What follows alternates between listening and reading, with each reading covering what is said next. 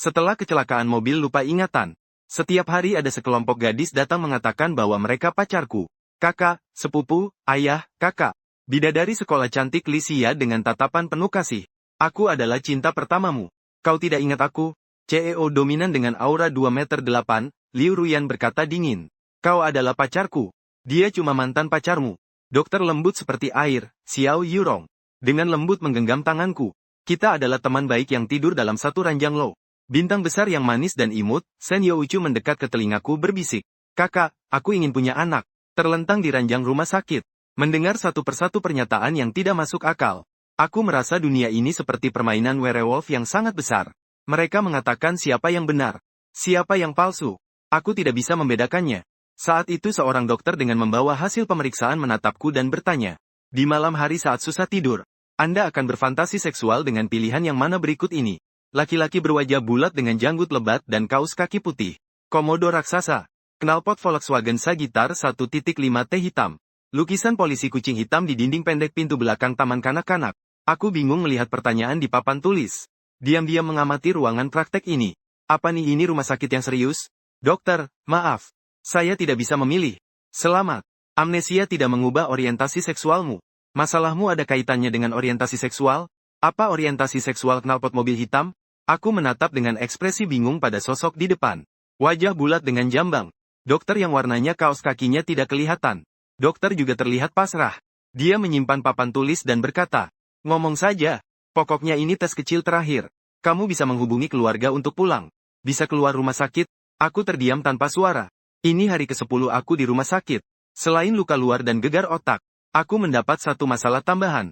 Dengan bantuan dokter yang menanyakan keluarga, lingkungan tumbuh, teman, pasangan, dan waktu sebagai acuan, aku perlahan merapikan ingatan di pikiranku. Namaku Jiang Liu. Usiaku 20 tahun. Ibuku kasir supermarket. Aku mahasiswa semester 2 di Universitas Nanjiang. Tapi punya pekerjaan paruh waktu di luar kampus. Namun satu hal yang kosong adalah tentang percintaan. Dokter berkata, belum pernah pacaran itu wajar. Tapi dalam perjalanan tumbuh kembang, pasti ada beberapa perempuan yang punya ketertarikan tinggi, kan? Tapi aku tidak punya. Dokter juga menghela napas. Bahkan komodo saja sudah dibuat. Ini menandakan dokter sudah tidak ada cara lagi. Aku kembali ke kamar. Duduk kebingungan di tepi tempat tidur. Tidak mungkin aku benar-benar seorang pria. Aku terkejut sampai berkeringat dingin. Sampai-sampai lupa membereskan barang. Aku tidak menemukan jejak apapun yang membuktikan aku anak laki-laki. Aku juga tidak punya bukti yang menunjukkan aku bukan anak laki-laki. Aku tidak bisa membedakan. Tidak bisa bedakan apa. Aku terjebak dalam pemikiran cemas. Berdiri di laut, menyaring satu persatu. Sama sekali tidak peduli siapa yang berbicara di telinga. Hanya bisa menjawab tanpa sadar. Aku tidak bisa membedakan orientasi seksualku. Sangat mudah saja. Kamu buka saja situs apapun. Lihat apakah ada reaksi fisiologis, kan jadi tahu. Waduh, dokter hebat sekali. Aku mengangkat kepala dengan antusias melihat dokter hebat itu. Tapi dalam pandanganku tidak ada dokter berjubah putih. Hanya ada gadis berbusana hitam yang menoleh dan menatapku. Dia berdiri 2 langkah di depanku. Dalam kedua matanya yang besar tersimpan senyum yang sulit disembunyikan. Memakai rok hitam. Tangan terlipat di belakang punggungnya. Jangan-jangan orientasi seksualnya benar-benar salah arah. Kawan Jiang Liu hanya bercanda saja. Tidak ada yang bisa berbohong di depanku lagi. Melihat kamu sebagai pasien. Aku memaafkanmu. Maaf, apakah kamu aku? Melihat gadis cerah ini. Di pikiranku sama sekali tidak ada kesan apapun. Tapi saat dia berbicara, terasa seperti teman lama yang sangat akrab. Tebak dulu aku membawa hadiah apa untukmu. Tidak usah repot-repot. Aku sudah siap keluar rumah sakit. Cepat tebak, aku datang. Susu dan suplemen benar-benar bodoh. Aku akan memberi hadiah yang biasa saja. Dari kotak penyimpan makanan yang diambil gadis itu dari belakang. Tampaknya itu camilan buatannya sendiri. Orang yang pernah tidur di ranjang rumah sakit. Tubuhnya lemah. Aku buatkan paket domba spesial dengan tanganku sendiri untukmu.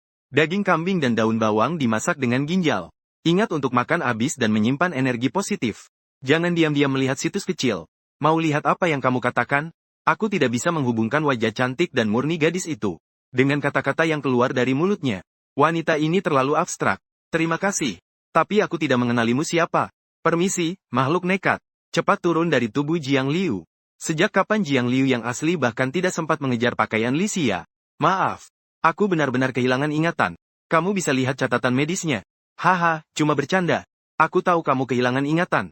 Lycia menatap kepalaku dengan penasaran bola balik. Lalu menurunkan pandangannya. Dan bertatapan denganku. Jarak kami berdua kurang dari 10 sentimeter. Aku bahkan bisa melihat pori-pori bernapas di kulitnya yang putih mulus. Serta matanya yang semakin basah berair. Apakah dia akan memberiku kecupan penuh perasaan? Apakah dia sudah mengingatku? Tidak ada adegan cinta-cintaan. Apakah drama TV pun salah? Saat pemeran pria kehilangan ingatan. Bukankah pemeran wanita biasanya menatap penuh air mata dengan penuh perasaan? Lalu aliran listrik menyambar di otak pemeran pria. Lalu mereka langsung sadar ingatan mereka. Apakah kamu selalu sesulit itu dimengerti? Tidak disangka ucapan itu keluar. Licia tiba-tiba mengangkat kepalanya. Melangkah mundur beberapa langkah. Dengan wajah penuh serius menatapku. Kamu ulangi sekali lagi. Maaf atas perkataan tadi, tidak bermaksud menyinggung. Kamu ulangi sekali lagi. Perkataan tadi. Jiang Liu, kamu tak berperasaan. Kamu benar-benar lupa aku. Juara bertahan 2 kali berturut-turut kontes Dewi Kampus. Naik ke papan pengakuan cinta. Jumlahnya merosot tajam jadi nomor 1. Bunga Gunung Tinggi Universitas Nanjiang. Aku menyerahkan ponsel itu kembali ke Licia. Dengan susah payah menghubungkan gadis abstrak ini. Dengan gelar-gelar di atas. Gelarnya itu bukan ditulis sendiri oleh Licia. Aku melihatnya di akun media sosial resmi Universitas Nanjiang. Ekspresi apa? Seperti pahlawan yang menembus gunung dan lembah. Untuk menyelamatkan putri vas bunga. Hingga ke sarang naga jahat. Menemukan putri itu sedang merobek naga jahat itu dengan tangan. Tidak ada apa-apa. Aku memang kehilangan ingatan. Bisakah kamu cerita tentang hubungan kita? Kita berdua sudah sering kalah. Saat naik motor listrik kecil, aku drift sekali, membuatmu terlempar ke parit. Aku kabur dari rumah, memintamu menampungku. Kamu ajak aku main di warnet semalam suntuk. Orang api dan es di hutan mengajak aku makan KFC. Harus pergi berhenti-berhenti pada hari Kamis. Jadi kita adalah teman seangkatan, teman bermain, dan sahabat ya. Sedikit lebih dari sahabat mungkin. Aku mendengar ini mataku bersinar. Sebagai sahabat sendiri, dia pasti tahu pengalamannya dalam hal perasaan. Licia ya. Kalau begitu bagaimana peruntungan wanita saya? Jadi kamu lupa hanya hal-hal yang berhubungan dengan wanita? Iya. Teman baik yang selalu traktir KFC. Aku juga tidak menyimpan sedikit pun rahasia. Mulai bercerita secara rinci. Aku ingat sebagian besar pengalaman hidupku. Tapi dalam ingatan tidak ada potongan tentang gadis. Dokter menyarankan aku mungkin memang tidak disukai gadis. Ekspresi Licia sangat serius. Dia dengan santai mengambil sebuah jeruk dari meja samping tempat tidurku. Lalu mengusir aku yang terus bicara supaya turun dari tempat tidur. Berbaring menyamping. Menopang kepala dengan tangan. Peran pasien dan keluarga bertukar dengan besar. Kamu yakin masih ingat sebagian besar pengalaman hidup? Iya, yakin banget, omong kosong. Kalau tanpa aku, kehidupanmu hanyalah sebagian kecil saja. Jangan bercanda. Bahkan dokter pun meragukan orientasi seksualku. Berbicara sampai sini, pintu ruang rawat didorong terbuka. Dokter Lin masuk sambil membawa hasil tes. Menaikkan kepala menatap orang di ranjang. Tatapannya tampak bingung. Bukankah pasien di sini laki-laki? Aku di sini. Ini pacar Lin, dokter yang ada di ranjang. Aku pacarnya Jiang Liu. Licia menyapa dengan senyum lebar.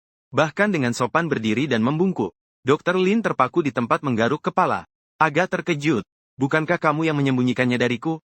Bukankah kamu sudah punya pacar? Hasil tes diletakkan di sini. Ingat untuk mengambilnya nanti. Musim panas yang cerah. Di ruang perawatan. Laki-laki duduk di satu sisi ranjang menunggu dokter keluar. Gadis itu berbaring di atas ranjang. Dengan senyum cerah mengupas jeruk. Lalu mengambil setengah dan menutup mulutku. Saat itu dia bersandar di tepi ranjang berkata, "Aku tahu kamu ingin bertanya. Tapi jangan tanya. Memang dia pacarmu. Aku adalah cinta pertamamu. Lupakan aku." Tentunya berarti semua ingatan tentang gadis itu hilang. Licia sudah menghabiskan semua jeruk. Sebelum aku sempat bertanya lagi. Mengeluarkan ponsel. Jangan tanya, melihat sebuah foto yang diambil di akuarium dengan mata kepala sendiri. Aku dan Licia berdiri berdampingan di dalam terowongan bawah laut. Keduanya mengenakan hoodie, satu hitam satu putih. Licia melingkarkan lengannya di lenganku. Dilihat dari sudut pandang foto pasangan pacar. Tindakan, orang, dan tempat menunjukkan pasangan muda. Aku tiba-tiba merasa suasananya agak canggung. Aku tidak tahu kami sekarang berada di posisi apa antara aku dan Licia. Tapi ekspresinya tidak akan benar-benar seperti yang diperankan di drama percintaan. Lupa ingatan. Merasa bersalah. Dengan hati yang sedih mencoba menghibur diri sendiri. Dengan tegas memilih untuk berpisah. Berbalik dan berlari ke dalam hujan deras. Tertabrak truk tanah dan meninggal. Bagaimana mungkin? Barusan aku benar-benar berpikir begitu sejenak. Keningku langsung berkeringat dingin. Wanita ini bagaikan cacing di perut. Pasti aku dulu juga tidak berani bohong di depannya. Jangan terlalu dramatis. Jiang Liu tidak mati kan? Tenang dan rawat penyakitnya dengan baik. Lanjutkan menikmati hidup bahagia yang manis. Kalau begitu ceritakan lebih banyak tentang masa lalu. Mungkin aku akan ingat nantinya. Gadis bilang begitu. Seorang pria dewasa tentu juga tidak bisa terus marah. Berusaha tersenyum dan mengeluarkan candaan. Jangan pikirkan hal-hal di masa lalu. Aku akan membawamu untuk mengalami kembali semua yang telah kita lakukan. Itu sudah cukup. Jangan bilang setelah mendengar kata-kata ini. Aku merasa hatiku hangat. Mayat pun punya suhu yang baik. Kalau begitu nanti kamu harus ikut aku pergi ya. Aku harus segera kembali ke sekolah untuk masuk kelas. Kalau begitu cepatlah pergi. Li Xia bangun dari tempat tidur. Lalu dari meja samping mengambil sebuah jeruk. Kupret setengahnya dan masukkan ke mulutku. Aku tak punya banyak kekhawatiran lagi. Menunggu kedatangan ibuku dengan sendirinya. Ponselku hancur berkeping-keping dalam kecelakaan mobil itu. Yang ku genggam sekarang adalah ponsel lama yang dulu pernah dipakai ibuku. Barang ini selain bisa dipakai untuk nelpon dan masuk ke WeChat, hampir tidak bisa melakukan apa-apa. Aku bersabar menunggu waktu refresh yang lama. Menemukan Li Xia di WeChat, klik ke halaman profilnya. Melihat sekilas, foto profilnya adalah seekor corgi dengan kulit semangka di kepala. Ada aura abstrak yang hampir meluap dari layar. Foto-foto di Moments dipenuhi dengan foto-foto kami berdua. Selain akuarium, ada juga lapangan basket, taman hutan. Bahkan sialan, masih ada tempat sampah. Di foto di lingkaran pertemanan penuh dengan foto aku dan dia bersama. Selain akuarium, masih ada lapangan basket, taman hutan. Bahkan pacaran, sialan. Masih ada tempat sampah. Aku sedikit tertawa sambil menyipitkan mata. Perasaan menjelajahi kenangan seperti ini bagiku jauh lebih menarik daripada mencari kesenangan baru. Lalu aku tanpa sengaja melihat foto profil Li Xia. Bukan foto anjing corgi dengan kulit semangka yang tadi kulihat. Mungkin itu foto asli Li Xia sendiri. Aku tak mempermasalahkannya. Kupikir Li Xia hanya mengganti foto profil secara tiba-tiba saja. Pikiranku sampai di situ. Aku yang berbaring di ranjang rumah sakit bersiap mengotak-atik WeChat wanitaku. Namun Alima tua ini tiba-tiba diam tanpa suara dan layar padam. Sekalipun aku mencoba terus mengotak-atik, layar tetap tak menyala. Telepon jelek ini.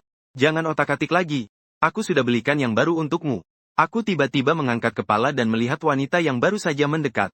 Sialan, kenapa kalian semua berjalan tanpa suara? Kamulah masalahku. Tak ada jawaban. Atau bisa dikatakan yang menjawab hanyalah ponsel dan kunci mobil yang ada di depan mata. Serta wanita dengan tinggi minimal 1,7 meter, umur 15 tahun. Bermata kuning, diduga campuran. Nanti keluar rumah sakit. Mengemudi pulang ke rumah. Apakah masih ada biaya di rumah sakit yang belum dibayar? Wanita itu tidak duduk. Mungkin karena merasa TV terlalu berisik. Tekan-tekannya pada remote kontrol sembarangan. Mengubahnya ke mode bisu. Cantik. Saya lupa ingatan. Bisakah kau memberitahu nama keluargamu dulu? Apakah ada barang yang kurang? Saya sudah membelikan semuanya untukmu secara kebetulan. Wanita ini berbicara seolah kami tidak berada di frekuensi yang sama. Membuatku bingung tak mengerti apa-apa. Kau beritahu namamu dulu, dong. Selain aku, apakah ada orang lain yang datang? Kau beritahu namamu dulu. Sungguh membuatku sangat tertekan. Aku langsung berteriak. Ini membuat wanita itu langsung terdiam. Melihatku dengan tatapan yang sangat rumit. Lupa ingatan, ya? Berani keras kepala dan berteriak padaku. Namaku Liu Ruyan. Sebaiknya kau jangan buat aku tahu kalau kau cuma pura-pura lupa ingatan. Kalau tidak, aku tidak akan berakhir baik hanya gara-gara berteriak padamu sekali ini. Dr. Lin kembali menuju kamar 207. Sebagai dokter baik yang bertanggung jawab, tiba-tiba teringat.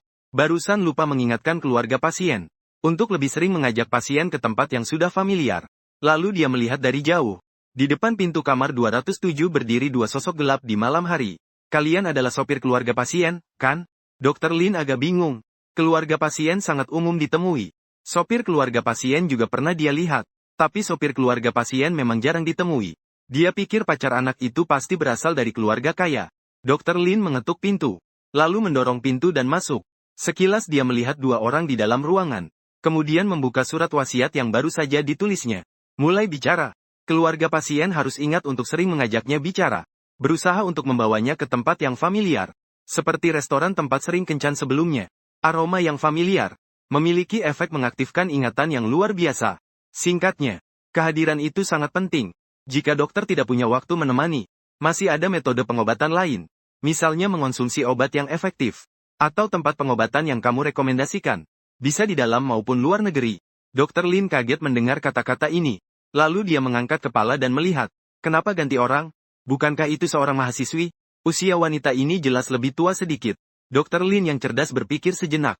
Mungkin ini adalah kakak pasien atau semacamnya. Ini lebih untuk memberitahu pacarnya. Lagi pula, mahasiswa menghabiskan lebih banyak waktu dengan pacarnya dibandingkan di rumah. Untuk aspek pengobatan lainnya, saya rasa tidak perlu kesedihannya.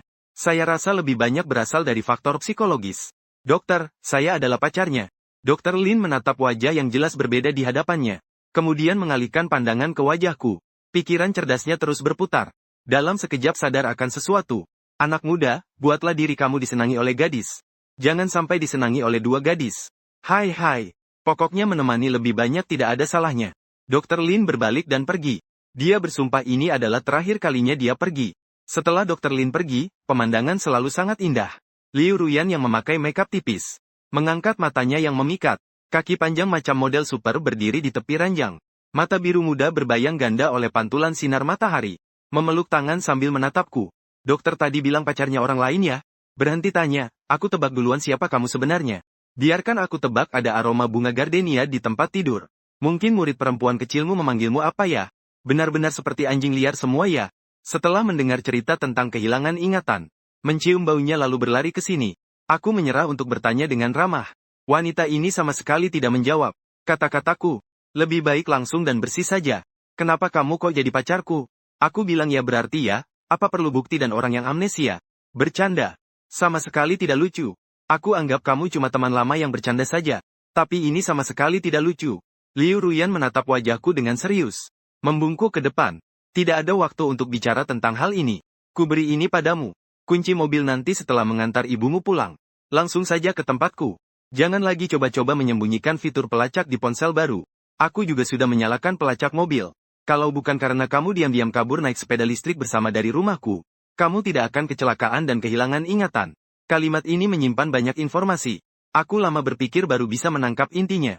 Pertama, ponsel dan mobil sama-sama menyala pelacaknya. Ini seperti menganggapku penjahat. Kedua, kecelakaan karena kabur dari rumahnya. Apa rumahmu itu penjara? Aku tinggal di rumahmu. Bukan rumahku. Itu rumah kita berdua. Liu Yuyan yang sibuk meletakkan ponselnya. Lalu duduk di sampingku dengan santai.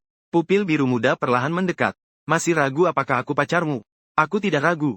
Dan juga ponsel serta mobilmu. Tolong bawa kembali. Itu terlalu berharga. Aku tidak. Liu Yuyan dengan lembut mencium wajahku sekali. Memaksa memotong ucapanku. Aku malas membuang waktu untuk membuktikan kepadamu, apa yang terjadi sudah terlupakan. Mulai sekarang, aku adalah pacarmu. Sangat disayangkan. Nama teman bernama Li itu sekarang harus diberi julukan mantan pacar di depannya. Ponsel dan mobil itu diambil atau tidak masalah. Aku bisa menoleransi kamu yang sakit dan rewel untuk sementara. Kali ini aku datang hanya untuk hadir dan tanda tangan.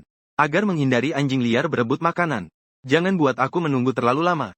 Liu Yuyan selesai berkata lalu berbalik dan langsung pergi. Tanpa membuang waktu. Melangkahkan kaki panjangnya keluar dari pintu. Sejenak mengganti ekspresi menjadi sangat tegas. Langsung berjalan menuju ruang dokter. Karena tinggi Liu Yuyan cukup menjulang. Dokter Lin yang tingginya kurang dari 1,7 meter terlihat seperti murid SD yang melakukan kesalahan. Dengan bingung menengadah ke atas. Apa yang kamu katakan tadi bahwa tidak ada pilihan pengobatan lain itu benar? Tidak sepenuhnya benar. Jika Anda punya kesempatan, Anda juga bisa pergi ke luar negeri. Saya tidak mau jawaban seperti itu. Dokter Lin bingung mengangkat kepala. Tidak tahu harus menjawab apa. Bingung sebentar. Dengan hati-hati bertanya, apakah kamu tidak ingin dia mengobati penyakit ini? Saya keluar dari bilik toilet. Berjalan keluar di depan Dokter Lin. Langsung kembali ke ruang perawatan. Sebenarnya saya mengejar untuk mengantar telepon dan kunci mobil. Dari kejauhan saya melihat Dokter Lin sedang berbicara dengan Liu Ruyan. Saya tidak langsung mendekat, tapi saya terdengar samar-samar percakapan mereka. Isi pembicaraan tersebar dan tidak lengkap. Kesimpulannya sepertinya Liu Ruyan tidak terlalu ingin saya mengingat kembali. Apakah karena dulu pernah terjadi sesuatu yang buruk antara mereka berdua? Sebenarnya saya ingin sekali mengeluarkan ponsel dan bertanya pada Li Xia. Saat saya mengingat percakapan dengan Li Xia yang lebih seperti teman nakal daripada pacar. Sepertinya juga tidak terlalu bersikeras membantu saya mengembalikan ingatan. Jawabannya selalu seperti, lupakan saja kalau sudah lupa. Tidak perlu dipikirkan berlebihan.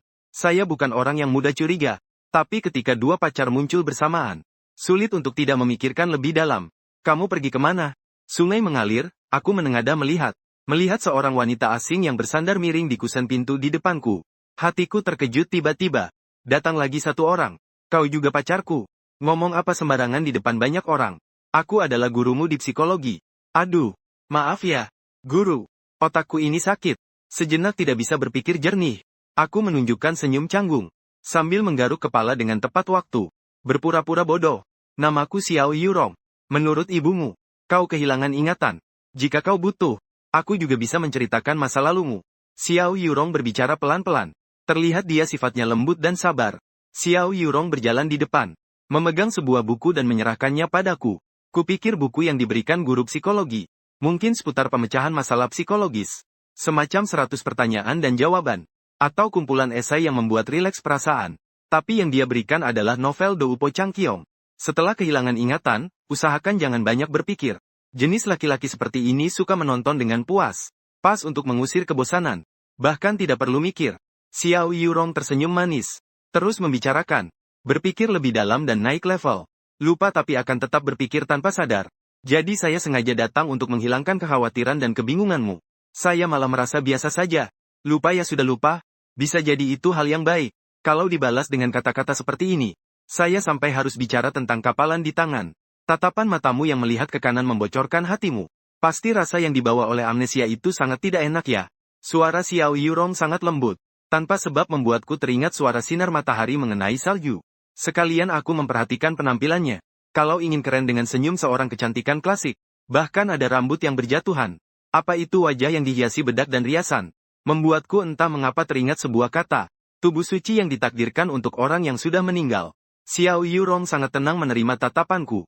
Dengan sabar menunggu mataku fokus kembali sebelum mulai bicara. Tidak perlu terlalu tegang. Kita tidur di atas ranjang yang sama. Apa susahnya merasa tegang? Saat mendengar kata-kata ini aku seperti terkejut. Bulu kuduk meremang satu persatu. Masih bilang bukan pacarku. Xiao Yurong melirik mataku. Ekspresi wajahnya sangat kaya akan mikroekspresi. Ketika dia memalingkan kepala, seolah mengerti semua hal. Tapi tidak berkata apa-apa. Malah membongkar barang bawaanku satu persatu dari tempat tidur. Mengeluarkan pakaian tidur yang jelas-jelas dipakai di rumah sakit. Mengeluarkan gelas air dan semacamnya lalu membuangnya. Sebelum aku sempat menghentikannya. Dia berkata sendiri, kampung halamanku ada lockdown. Barang-barang yang dipakai saat rawat inap harus dibuang semua saat keluar rumah sakit. Kalau pakai istilah internet, itu ibarat memutus hubungan dengan dirimu saat sakit. Bisa dibilang itu semacam ritual kecil yang membawa berkah. Gelas itu sebenarnya aku lumayan suka. Aku rasa setidaknya ada 2 orang yang datang menjenguk. Ada yang bilang itu pacarmu kok. Iya, tapi aku benar-benar bingung sekali. Belum sempat sadar. Aku sudah mengucapkan kebenaran semuanya. Orang ini ngomongnya kok malah lompat topik ya? Bukannya lagi ngomong soal buang barang bawaan? Xiao Yurong melihat ekspresi bingungku yang parah. Lalu tersenyum lebar. Baiklah. Ini kan karena melihatmu jadi tegang. Sampai tidak berani mengucapkan kebenaran ya? Jadi aku cari cara supaya kebenaran itu keluar. Aku minta maaf padamu. Kamu juga bisa tanya aku sesuka hati. Kejujuran gak masalah. Tapi kamu tahu dari mana ada 2 orang yang bilang aku, setidaknya ada 2 orang. Kalau tidak, bagaimana bisa dianggap semuanya yang datang belakangan itu pacar? Dengar penjelasan ini. Aku tidak mau bilang iya atau tidak. Karena fokus aku sama sekali bukan di sini. Aku sekarang cuma mau tahu gimana ceritanya tidur satu tempat tidur. Bukankah diriku bukan burung kecil? Kamu tadi bilang aku juga bisa tanya kejujuran, kan? Aku mau tanya dulu. Memang tidur satu tempat tidur ya? Tapi pikiran kamu tentang hal itu gak ada yang terjadi. Apa maksudnya ini? Aku di pikiran gak terpikir apa-apa. Xiao Yurong kayaknya suka banget lihat aku yang kaget-kaget begini. Dia terus menatap mata. Pelan-pelan bicara. Tapi kamu bawa sadar lihat kelekukan kakiku. Dari aku kenal kamu. Saat aku bilang oke sama tidur satu tempat tidur ini. 90% kemungkinan pikiran kamu sedang membayangkan sesuatu. Kalau lekukan kaki bukan disandar di tepi ranjang rumah sakit. Tapi ada di pundak kamu. Jangan bilang lagi. Perasaan aku sekarang itu. Ada orang pasang CCTV di otakku sendiri. Yang paling parah CCTV itu juga ada komentator profesional. Kalau ini disiarkan di NB, itu sama aja kayak Slam Dunk yang aku bayangin tadi di otak sendiri. Sang komentator yang duduk tepat di depanku. Saat itu langsung berkata, wah, bola yang bagus. Kamu mengalihkan pandanganmu ke bagian atas tubuhku. Biar kukira, kamu mau bilang bola yang bagus? Aku bukan tipe orang yang pikirannya penuh dengan hal-hal mesum. Sambil berkata begitu, aku mengikuti kata-kata Xiao Yurong. Pandangan mataku memang bukan disengaja. Hanya saja secara naluriah aku mengikuti ranting kecil yang menggantung buah lebat. Memang sangat miskin. Baiklah. Tidak bercanda. Aku benar-benar datang untuk memberikan konseling psikologis untukmu. Aku, Hong Wen, mengangguk sedikit. Aku tidak merasa bahwa psikolog ini, yang mulutnya penuh dengan bahu, mengangkat kaki dan bola yang bagus, bisa memberikan konseling psikologis yang begitu serius. Tapi detik berikutnya, Hong Wen-ku berhenti. Tatapan matanya penuh kebingungan karena merasa hatinya telah tersentuh. Rasakanlah bagaimana tidak nyamannya kehilangan ingatan. Seperti orang yang berusaha keras untuk menghasilkan uang. Tiba-tiba tidak bisa membuka brankas. Meskipun menggunakan semua alat yang ada, tetap tidak bisa menemukan jejak uangnya. Aku mengangguk tanpa ekspresi. Dokter bilang tidak perlu dipusingkan. Tapi rasa seperti ini memang tidak enak. Sebenarnya aku sangat bingung. Aku hanya lupa sebagian dari hal-hal itu. Justru bagian itu pada saat ini datang bersamaan. Xiao Yurong diam-diam mendengarkan saya berbicara. Tidak memotong dan merebut kendali pembicaraan. Dia seorang psikolog yang layak. Ada satu saat, saya merasa Xiao Yurong lebih seperti dokter dibanding dokter Ling Mao itu. Dia mendengarkan dengan tenang. Setelah mendengar keraguan saya, dia tersenyum dengan sangat tenang. Jadi itu memang disimpan di brankas ya. Uang receh untuk naik bus disimpan di saku. Pengeluaran sehari-hari disimpan di aplikasi pembayaran. Tabungan disimpan di kartu bank. Hanya perhiasan berharga, emas, perak, dan barang mewah yang disimpan di brankas. Karena itu berharga.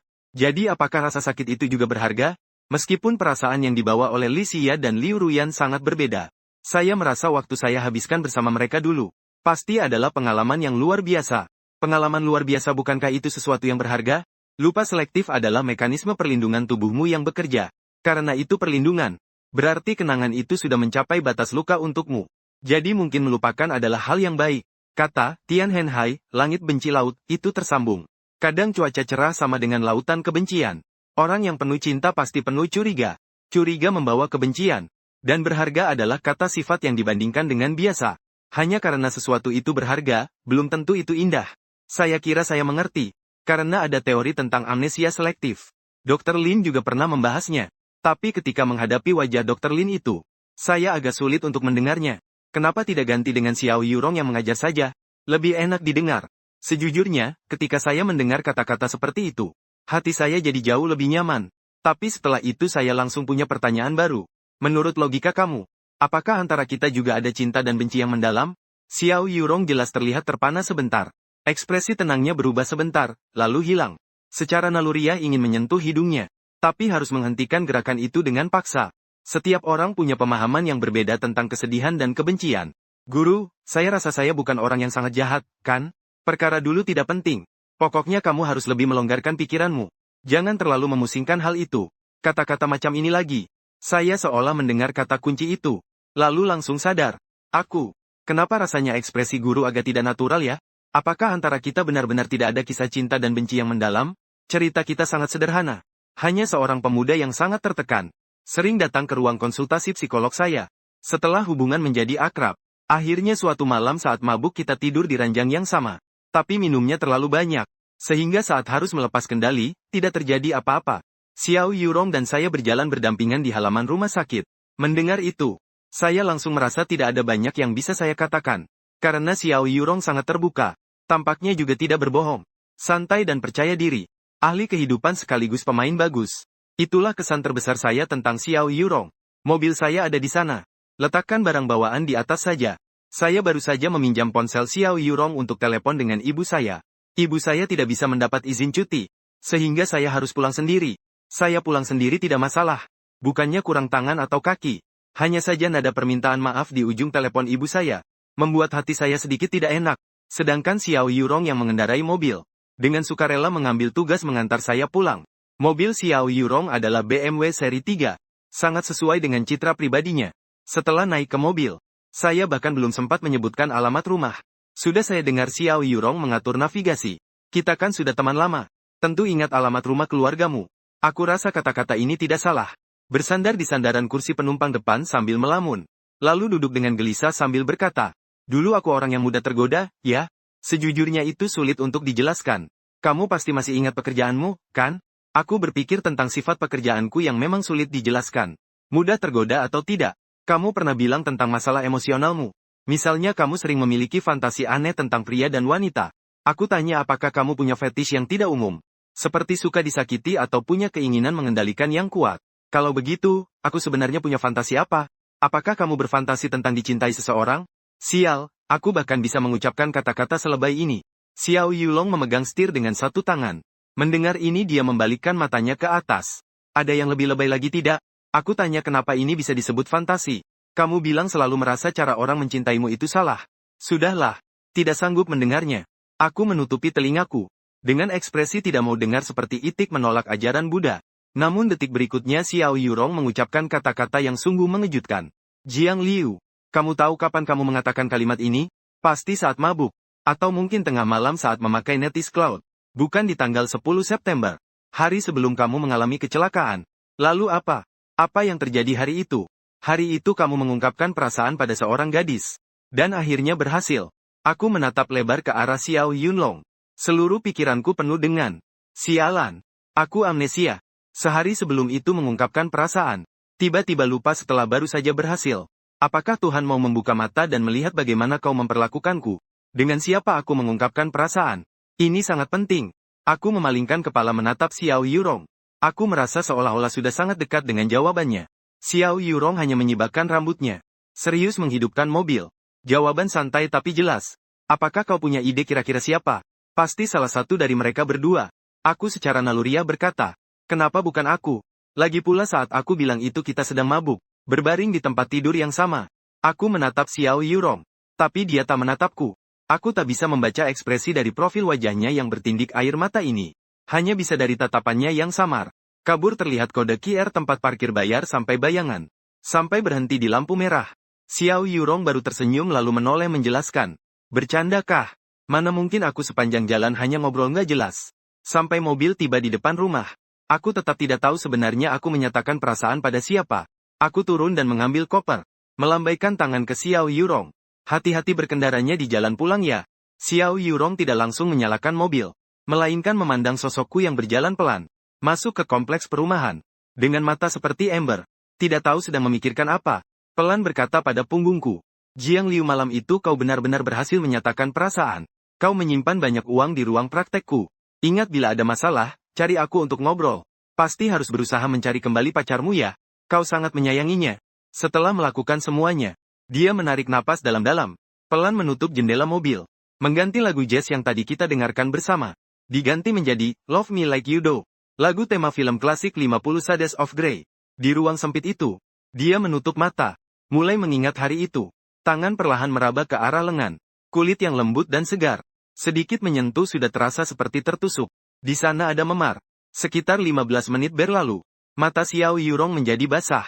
Suara ketukan keras di jendela mobil terdengar. Xiao Yurong tiba-tiba membuka mata. Mengangkat kepala. Dia kira menghalangi pintu masuk kompleks orang lain. Cepat-cepat merapikan diri. Lalu menurunkan jendela mobil. Tapi yang berdiri di luar jendela mobil adalah wajah yang aku kenal. Membuat tatapannya tanpa sadar terlihat sedikit panik. Ekspresi ini jarang muncul pada Xiao Yurong. Kamu benar-benar bukan pacarku. Kamu ngomong apa sih? Tapi kalau kamu romantis mengaku di tempat ini. Aku juga bisa pertimbangkan.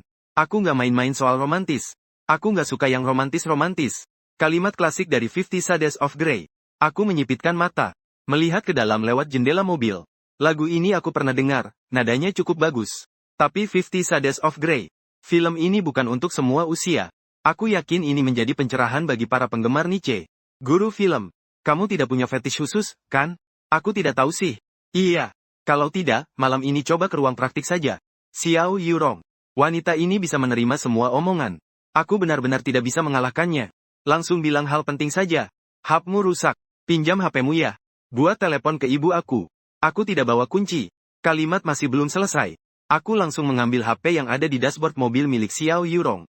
Lalu seperti ngobrol santai saja. Ku mulai bicara tentang halku. Apakah kamu sudah tahu semuanya? Sebagian besar pasien tidak punya alasan menyembunyikan kebenaran dari psikolog. Jadi kamu tahu dengan siapa aku mengungkapkan perasaan. Pokoknya bukan aku. Saat Xiao Yurong mengatakan itu, bahkan ia sempat mengusap hidungnya sedikit, menggunakan ekspresi wajah untuk mendukung jawabannya. Terlihat seperti menyesal karena kehilangan kehormatan sebagai orang yang diungkapkan perasaan. Apakah itu berarti semua ingatan yang aku hilangkan bisa ditemukan kembali olehmu? Dalam psikologi tidak ada kepastian, tapi sebagian besar iya. Komunikasi kita sangat sering. Sering sampai hampir membuatku jatuh hati. Kamu juga ingin jadi pacarku. Hari ini wanita yang muncul di ruang rawat ingin mengatakan kalimat ini. Hampir saja CPU saya terbakar. Xiao Yurong adalah tipe orang yang penuh teka-teki. Wanita berpendidikan tinggi dengan rasa santai seperti ini paling sulit dihadapi. Bro, biasanya aku bahkan tidak ingin bicara sepatah kata pun. Tapi yang paling pintar darinya adalah dia tahu kapan harus mengecilkan diri. Dan kapan harus langsung berhenti memimpikannya diri menjadi tangseng. Tidak semua orang harus menjadi daging favoritmu. Setidaknya aku tidak berniat menjadi tim cadangan pacarmu. Xiao Yurong perlahan menutup jendela mobil. Terakhir meninggalkan satu kalimat. Ingat, kalau ada apa-apa, cari aku. Aku tidak cukup pintar untuk mengingat seluruh hidupmu sepenuhnya. Tapi aku bisa membantu menilai siapa yang berbohong berdasarkan pengalamanmu. Aku menatap BMW yang pergi. Mengeluarkan kunci dari saku. Kuncinya tidak hilang. Aku hanya merasa ada yang tidak beres. Hanya ingin pulang dan memeriksa saja. Sekalian mencoba membuka mulut Xiao Yurong. Sudah terbuka. Tapi belum sepenuhnya terbuka. Jadi masalahnya sekarang. Siapa sebenarnya yang menjadi pacarku? Masalah ini sangat sederhana bagi pasien amnesia biasa. Panggil dia pacar. Lihat siapa yang berani menjawab. Yang berani menjawab berarti dia. Yang membuatku susah adalah ada dua orang yang mengakui status pacar mereka padaku. Li Xia dan Liu Ruyan. Aku harus memastikan hal ini dengan jelas. Kalau tidak, bisa terjadi sesuatu yang terlalu. Coba bayangkan sejenak. Kamu awalnya menyatakan cinta ke orang lain. Lalu sukses menjalin hubungan asmara dengan manis dan bahagia. Tapi akibat kecelakaan mobil, semuanya terlupakan. Setelah kecelakaan, pacarmu tidak meninggalkanmu dan datang ke rumah sakit memberitahumu. Tidak apa-apa. Aku akan menemanimu dengan sabar. Tapi kamu bahkan tidak tahu siapa pacarmu sebenarnya. Adapun kenapa ada dua gadis yang muncul sekaligus. Aku juga tidak tahu. Mungkin aku juga bukan orang baik dalam soal cinta. Tapi masalah ini sekarang sudah mulai. Yaitu aku telah menyatakan cinta. Menyatakan cinta itu seharusnya tidak mungkin kedua orang sekaligus, kan? Kalau memang begitu, kita tidak perlu menyelidiki lebih lanjut. Kebenarannya hanya kaki seribu yang menginjak dua perahu. Tinggal tunggu dihajar jadi pria sialan yang dikhianati. Jalan yang ada di depanku sekarang adalah tanya langsung benar atau tidak. Kalau tidak, aku pergi dulu ke ATM di bawah untuk ambil uang tunai. Lalu ke toko ponsel beli ponsel baru. Pasang kartu SIM milikku. Kirim satu pesan WeChat masing-masing ke Li Xia dan Liu Ruyan. Setelah bicara hari ini, aku ingat banyak hal.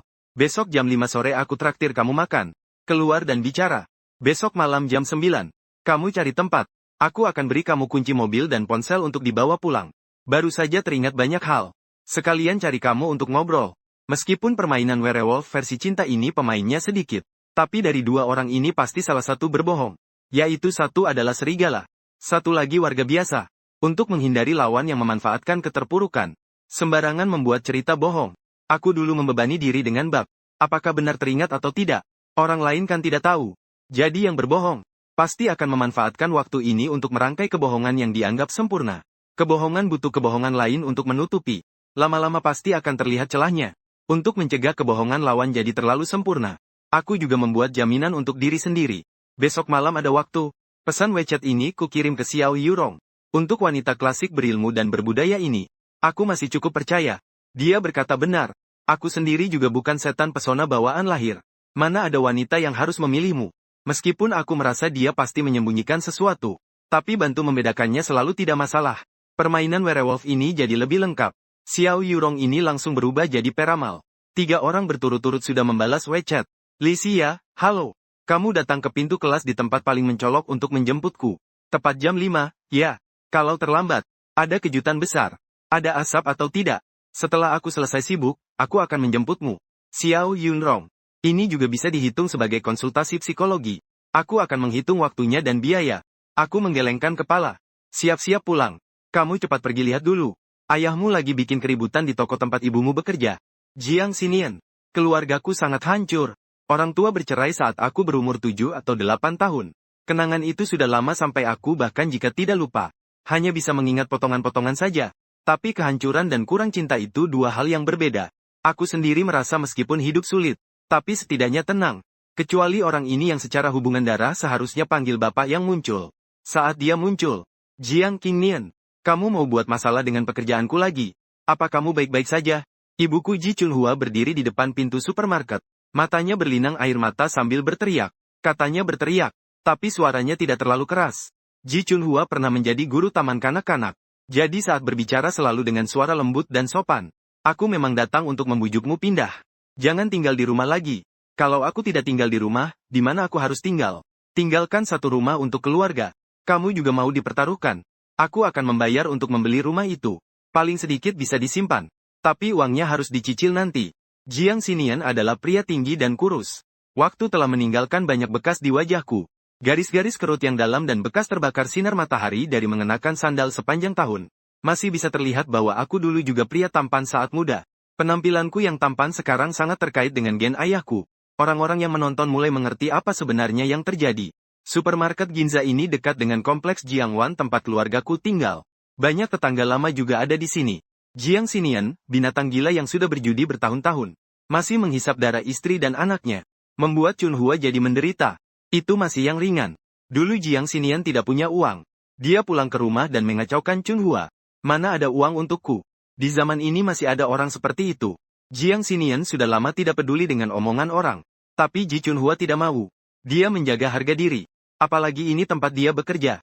Karena keluarga seperti ini membuat keributan. Tidak hanya mempengaruhi pekerjaan normalnya, tapi juga akan mempengaruhi bisnis supermarket. Aku memohon kepadamu, Jiang Xinian, kamu jangan membuat keributan lagi. Bisakah? Kalau kamu janji padaku, aku akan pergi. Bagaimana mungkin Ji Chunhua setuju? Dia dan anaknya tinggal di rumah itu. Meminta kami pindah. Mau pindah kemana? Bahkan bilang akan beli dengan uang. Pelajaran terbesar Ji Chunhua dalam hidup adalah penjudi. Bahkan tidak bisa dipercaya omong kosongnya.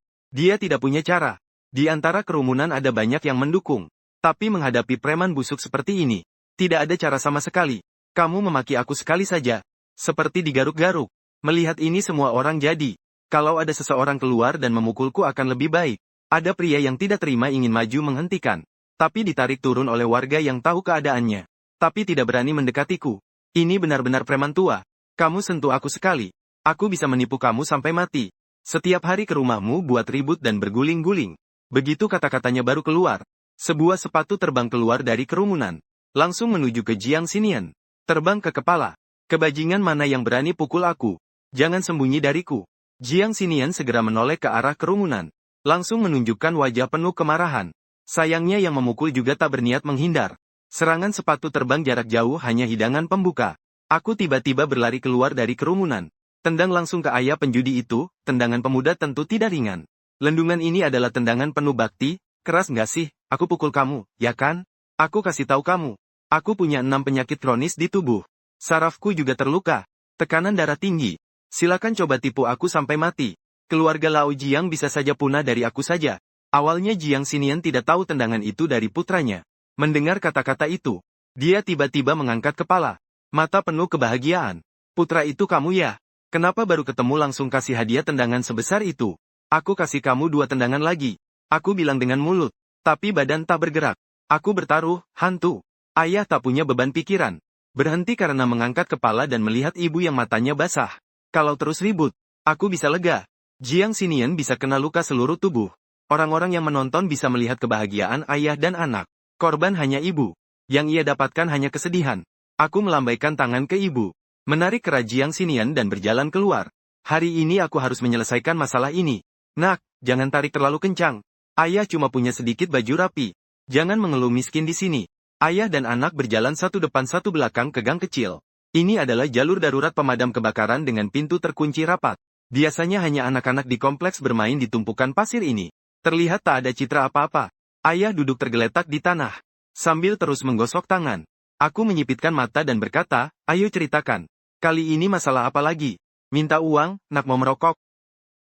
Aku menolak kotak rokok yang diberikan. Memberi isyarat dengan mata pada Jiang Xinian untuk cepat bicara. Jiang Xinian duduk di tempat semula, merapikan kemeja putih lama yang kusut. Tarik napas dalam-dalam pada sebatang rokok. Seolah-olah rasa sakit tadi benar-benar hilang. Ayah memang bukan orang yang baik, tapi dia tidak sejahat yang kamu bayangkan. Aku tanya, selama bertahun-tahun ayah berapa kali minta uang pulang? Jiang Xinian. Ekspresinya saat ini sangat suram. Asap melingkar di udara. Menerus naik. Lewat asap bisa terlihat wajah itu bersandar di jalan darurat pemadam kebakaran. Di papan peringatan. Ekspresi yang berat membawa beban waktu. Melihat pemandangan ini saja. Dan kata-kataku. Aku hampir tertipu sendiri untuk memaafkan. Kata-kata ini seperti aku tidak pernah minta uang sebelumnya. Terlihat benar-benar seperti orang baik di mata dunia. Tertawalah aku yang terlalu gila. Aku tertawa pada diriku yang sulit dibaca. Orang keren dan bebas. Terakhir kali pinjam uang tanggal 17 Juli tahun 300. Kata tidak ada uang buat makan. Sebelumnya pinjam lagi awal Mei tahun 500. Kata tidak bisa keluar dari pemandian kaki. Orang itu mau memukulmu. Bukan. Maksudku, kapan aku minta uang buat judi? Kamu sudah sebesar ini. Selama tidak berjudi. Apa mungkin sampai nggak ada uang buat makan? Kalau bukan ibu takut kita berantem. Membuat orang lain tertawa. Diam-diam memberikan uang. Membiarkanmu pergi. Aku akan membiarkanmu kelaparan di jalan. Ayah dan anak saling menatap tajam. Ekspresi mata yang mirip seolah melahirkan percikan api secara diam-diam saat ini. Hasilnya tetap berakhir dengan kegagalan Jiang Xinian. Sudahlah. Tidak usah bicara tentang ini. Tapi aku benar-benar bukan datang untuk minta uang. Kau dan ibumu tidak bisa tinggal di sini lagi. Omong kosong tidak berguna. Aku justru ingin ibuku tinggal di villa untuk menikmati kehidupan. Sebaiknya juga ada beberapa pembantu yang mengurus kebutuhan ibu, mulai dari makan hingga kehidupan sehari-hari. Kalau ada kolam renang di belakangnya, itu lebih bagus lagi. Aku langsung menentang keras. Ayah Liu kali ini tidak bercanda. Kau sedang diawasi orang. Aku ini orang penting sebegitu besarnya. Punya anak buah yang mengawasi uangku. Aku langsung terjun ke dalam perangkap sendiri. Membiarkan uang yang kuhemat langsung kuberikan ke ibuku. Diawasi. Aku tidak percaya hal seperti itu. Kalaupun aku sedang diawasi, lalu apa? Diawasi kemiskinan dan kesusahanku? Sebuah kekuatan tak dikenal mengawasi aku. Hanya untuk merebut celengan Piggy yang aku kumpulkan sejak SMP. Atau iblis dalam novel kultivasi. Ingin menguasai tubuhku yang cukup tampan ini untuk berlatih. Atau mungkin aku harus beli di toko dan mendapatkan asbak dari undian setelah belanja 100. Itu adalah bejana kencing sang kaisar. Jangan bercanda lagi. Aku selain punya wajah tampan dan sedikit pesona tubuh, aku tidak punya apa-apa. Ada beberapa hal yang ayah masih belum pahami sementara ini. Pokoknya kamu usahakan membujuk ibumu untuk pindah. Dan lain kali usahakan berhati-hati. Kamu memang jadi tukang teka-teki, ya? Jiang Xinian jelas tidak mengerti lelucon di internet. Tidak tahu kalau jadi tukang teka-teki itu dosa besar. Tapi sepertinya banyak hal yang juga belum aku benahi. Tapi aku dengan tajam menangkap inti permasalahan itu. Jadi kecelakaanku bukan kebetulan. Dari pemahamanku, bukan sebuah kecelakaan. Apakah kamu berutang pada seseorang, dan mereka menyerang anakmu sebagai ancaman? Kalau benar begitu, kamu benar-benar kejam tak termaafkan. Jiang Xinian tidak mungkin begitu. Selama bertahun-tahun ini, citraku tidak berbeda dengan binatang yang hanya melirik uang. Apakah kamu akan mengancam anak binatang untuk membayar hutang binatang? Masalah ini tidak jelas sampai di sini. Tapi aku tajam merasakan ada titik kunci lain. Jiang Xinian sepertinya sangat memperhatikan ayahku. Memperhatikan anak itu wajar jika orang lain yang melakukannya. Tapi bagaimana tepatnya Jiang Xinian mendapatkan informasi itu? Ayah dan anak sudah beberapa bulan tidak bertemu sekalipun. Dari mana aku tahu? Jiang Qingnian, ketika kamu mencari kabarku, apakah kamu tahu siapa pacarku? Bab 7, hari demi hari. Jiang Xinian, apakah kamu mau bilang tentang anakmu? Sebenarnya aku ingin bilang, tapi kamu tadi baru saja menendangku. Ayah memutuskan agar kamu belajar pelajaran. Jiang Xinian berlari di depan. Aku mengejar dengan cepat dari belakang, berdua. Berlari keluar di hadapan banyak anak-anak yang sedang menggali tanah. Jadi aku punya pacar. Itu benar. Anak baruku Jiang Xinian cepat-cepat naik ke mobil bekas tua Volkswagen Santana. Menekan klakson ke arah anaknya. Pergi dengan gagah. Sebelum pergi tidak lupa berteriak. Beri cerita yang bagus untuk ayah di depan pacar kecilmu. Ketika kamu menikah nanti, ayah akan menjual habis semua agar mertuamu puas. Aku tidak percaya omong kosongmu. Jalanan yang hampir ramai sore itu seperti taman bermain bagiku. Hilang di tikungan dalam 2 menit. Lenyap tanpa jejak. Di depan supermarket Ginza. Pokoknya maksud ayah adalah kita harus pindah keluar rumah. Aku menerima tas punggung ibu. Dalam keadaan biasa. Di dalamnya seharusnya berisi termos. Dan gulungan tisu toilet besar yang dibawa dari rumah. Tapi hari ini jelas sedikit berbeda. Saya tidak siap sama sekali saat menerimanya. Hampir saja tas punggung itu menarik saya hingga jatuh ke tanah. Kenapa bisa sebegitu beratnya ya? Ibu masih memikirkan soal pindah rumah. Saya bilang atau tidak bilang? Karena apa saya tidak bilang? Tapi saya kira itu cuma ingin minta uang saja. Saya tidak bilang yang sebenarnya. Jangan dulu bicara soal almarhum. Apa yang ayah katakan terdengar seperti teka-teki. Sekalipun memang ada sosok misterius yang tiba-tiba mengincar dirinya. Masalah itu tetap saja sampai ke telinga saya. Keluarga satu dengan yang lain berbeda. Ada keluarga yang menjadi dukungan terkuat bagi seseorang yang merantau jauh. Kuat dan kokoh. Tapi ada keluarga yang hanya menjaga penampilan saja. Dan sudah mengerahkan semua tenaga mereka.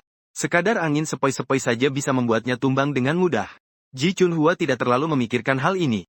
Mungkin karena sudah terbiasa dengan sifat mantan suaminya. Di tengah keramaian jam pulang kerja, tubuh kecil itu berhenti dan berdiri sebentar. Dia hanya mengambil kembali tasnya dari tangan anaknya. Lalu melihat ke atas dan ke bawah. Maaf ya, ibu anakmu awalnya memang ingin menjemputmu keluar rumah sakit bersama. Tapi benar-benar tidak bisa diubah karena jadwal shift yang berubah. Kamu jaga gilirannya untuk mengantar anak. Urus surat keterangan. Aku ini manusia dewasa yang sehat seutuhnya. Sebenarnya harusnya keluar rumah sakit sendiri. Malam nanti ibu mau kasih kamu makan tambahan. Pagi ini ibu sengaja pesan dari bagian segar, 1 potong emas terbaik. Lalu ibu rebus ikan untuk kamu. Aku juga timbang sedikit blueberry. Barang itu mahal sekali. Kamu beli buat apa? Dulu kamu paling suka makan itu. Dokter tidak bilang untuk cari-cari ingatan lama yang familiar buat kamu?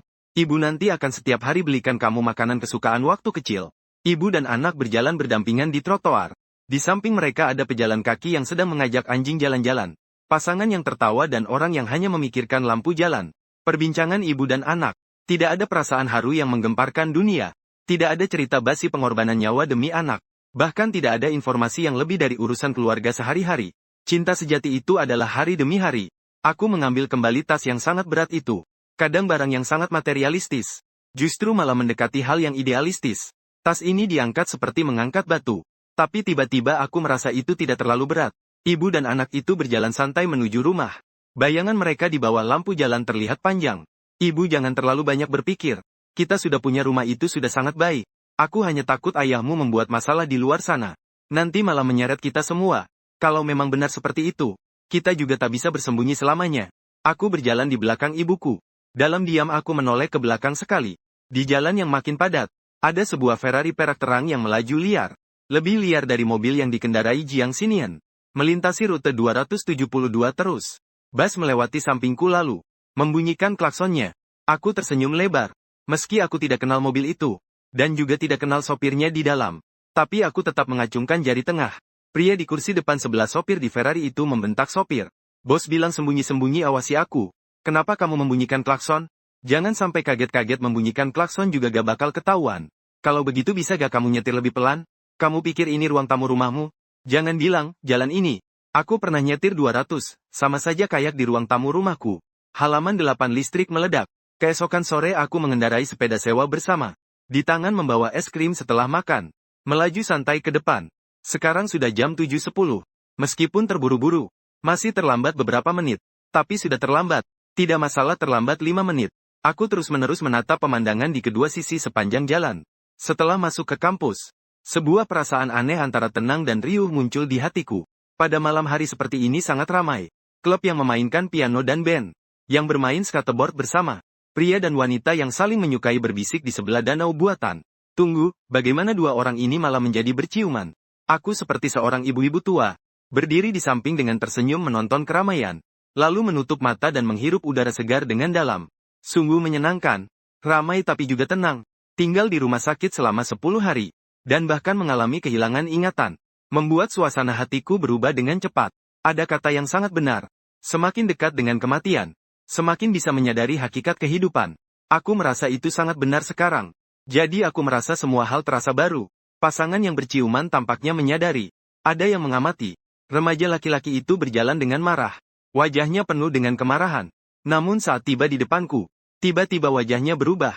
Liu Zi, kamu sudah kembali. Sudah sembuh. Tentu saja aku kembali. Sebenarnya kamu sakit apa sih? Kirim banyak WeChat seperti itu. Kamu juga tidak membalas. Kecelakaan mobil. Cuma luka luar saja. Pria ini bernama Lu Xiao. Teman sekamarku. Tapi aku adalah guru paruh waktu di luar sekolah yang sangat sibuk. Meskipun kami cukup akrab, tapi belum sampai tahap sahabat baik. Aku juga tidak bilang kalau aku lupa ingatan atau apa. Dulu aku lebih fokus tidak di sekolah. Selain saat harus masuk kelas aku balik.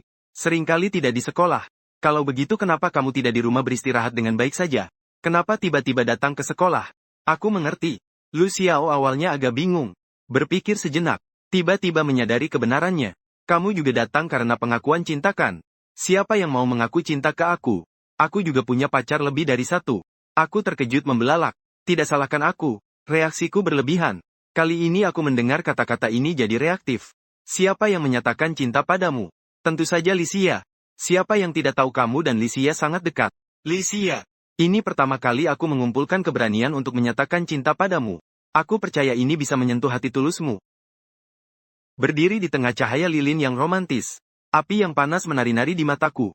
1,1 derajat memanggang hatiku yang tulus. Tentu saja aku tidak hanya menyiapkan ini saja. Dengan 100 yuan aku bisa membeli satu kotak lilin jenis baru. Di belakangku ada sebuah mobil. BMW Z4 bukan mobil mewah tingkat atas. Tapi cukup untuk membuat orang takut saat masuk ke kampus. Aku membuka pintu penumpang depan. Mengeluarkan sekuntum besar bunga mawar dari dalamnya. Tapi itu hanya untuk menutupi maksud sebenarnya. Di bawah bunga mawar tersembunyi sebuah kotak kecil. Cincin berlian yang klise tidak terlalu menarik. Tapi berharga. Ma Fei mengumpulkan keberanian. Menuju Lisia yang terpaku di tempat. Aku pernah berpacaran dengan banyak gadis. Tapi tidak pernah merasakan seperti saat menghadapi Lisia.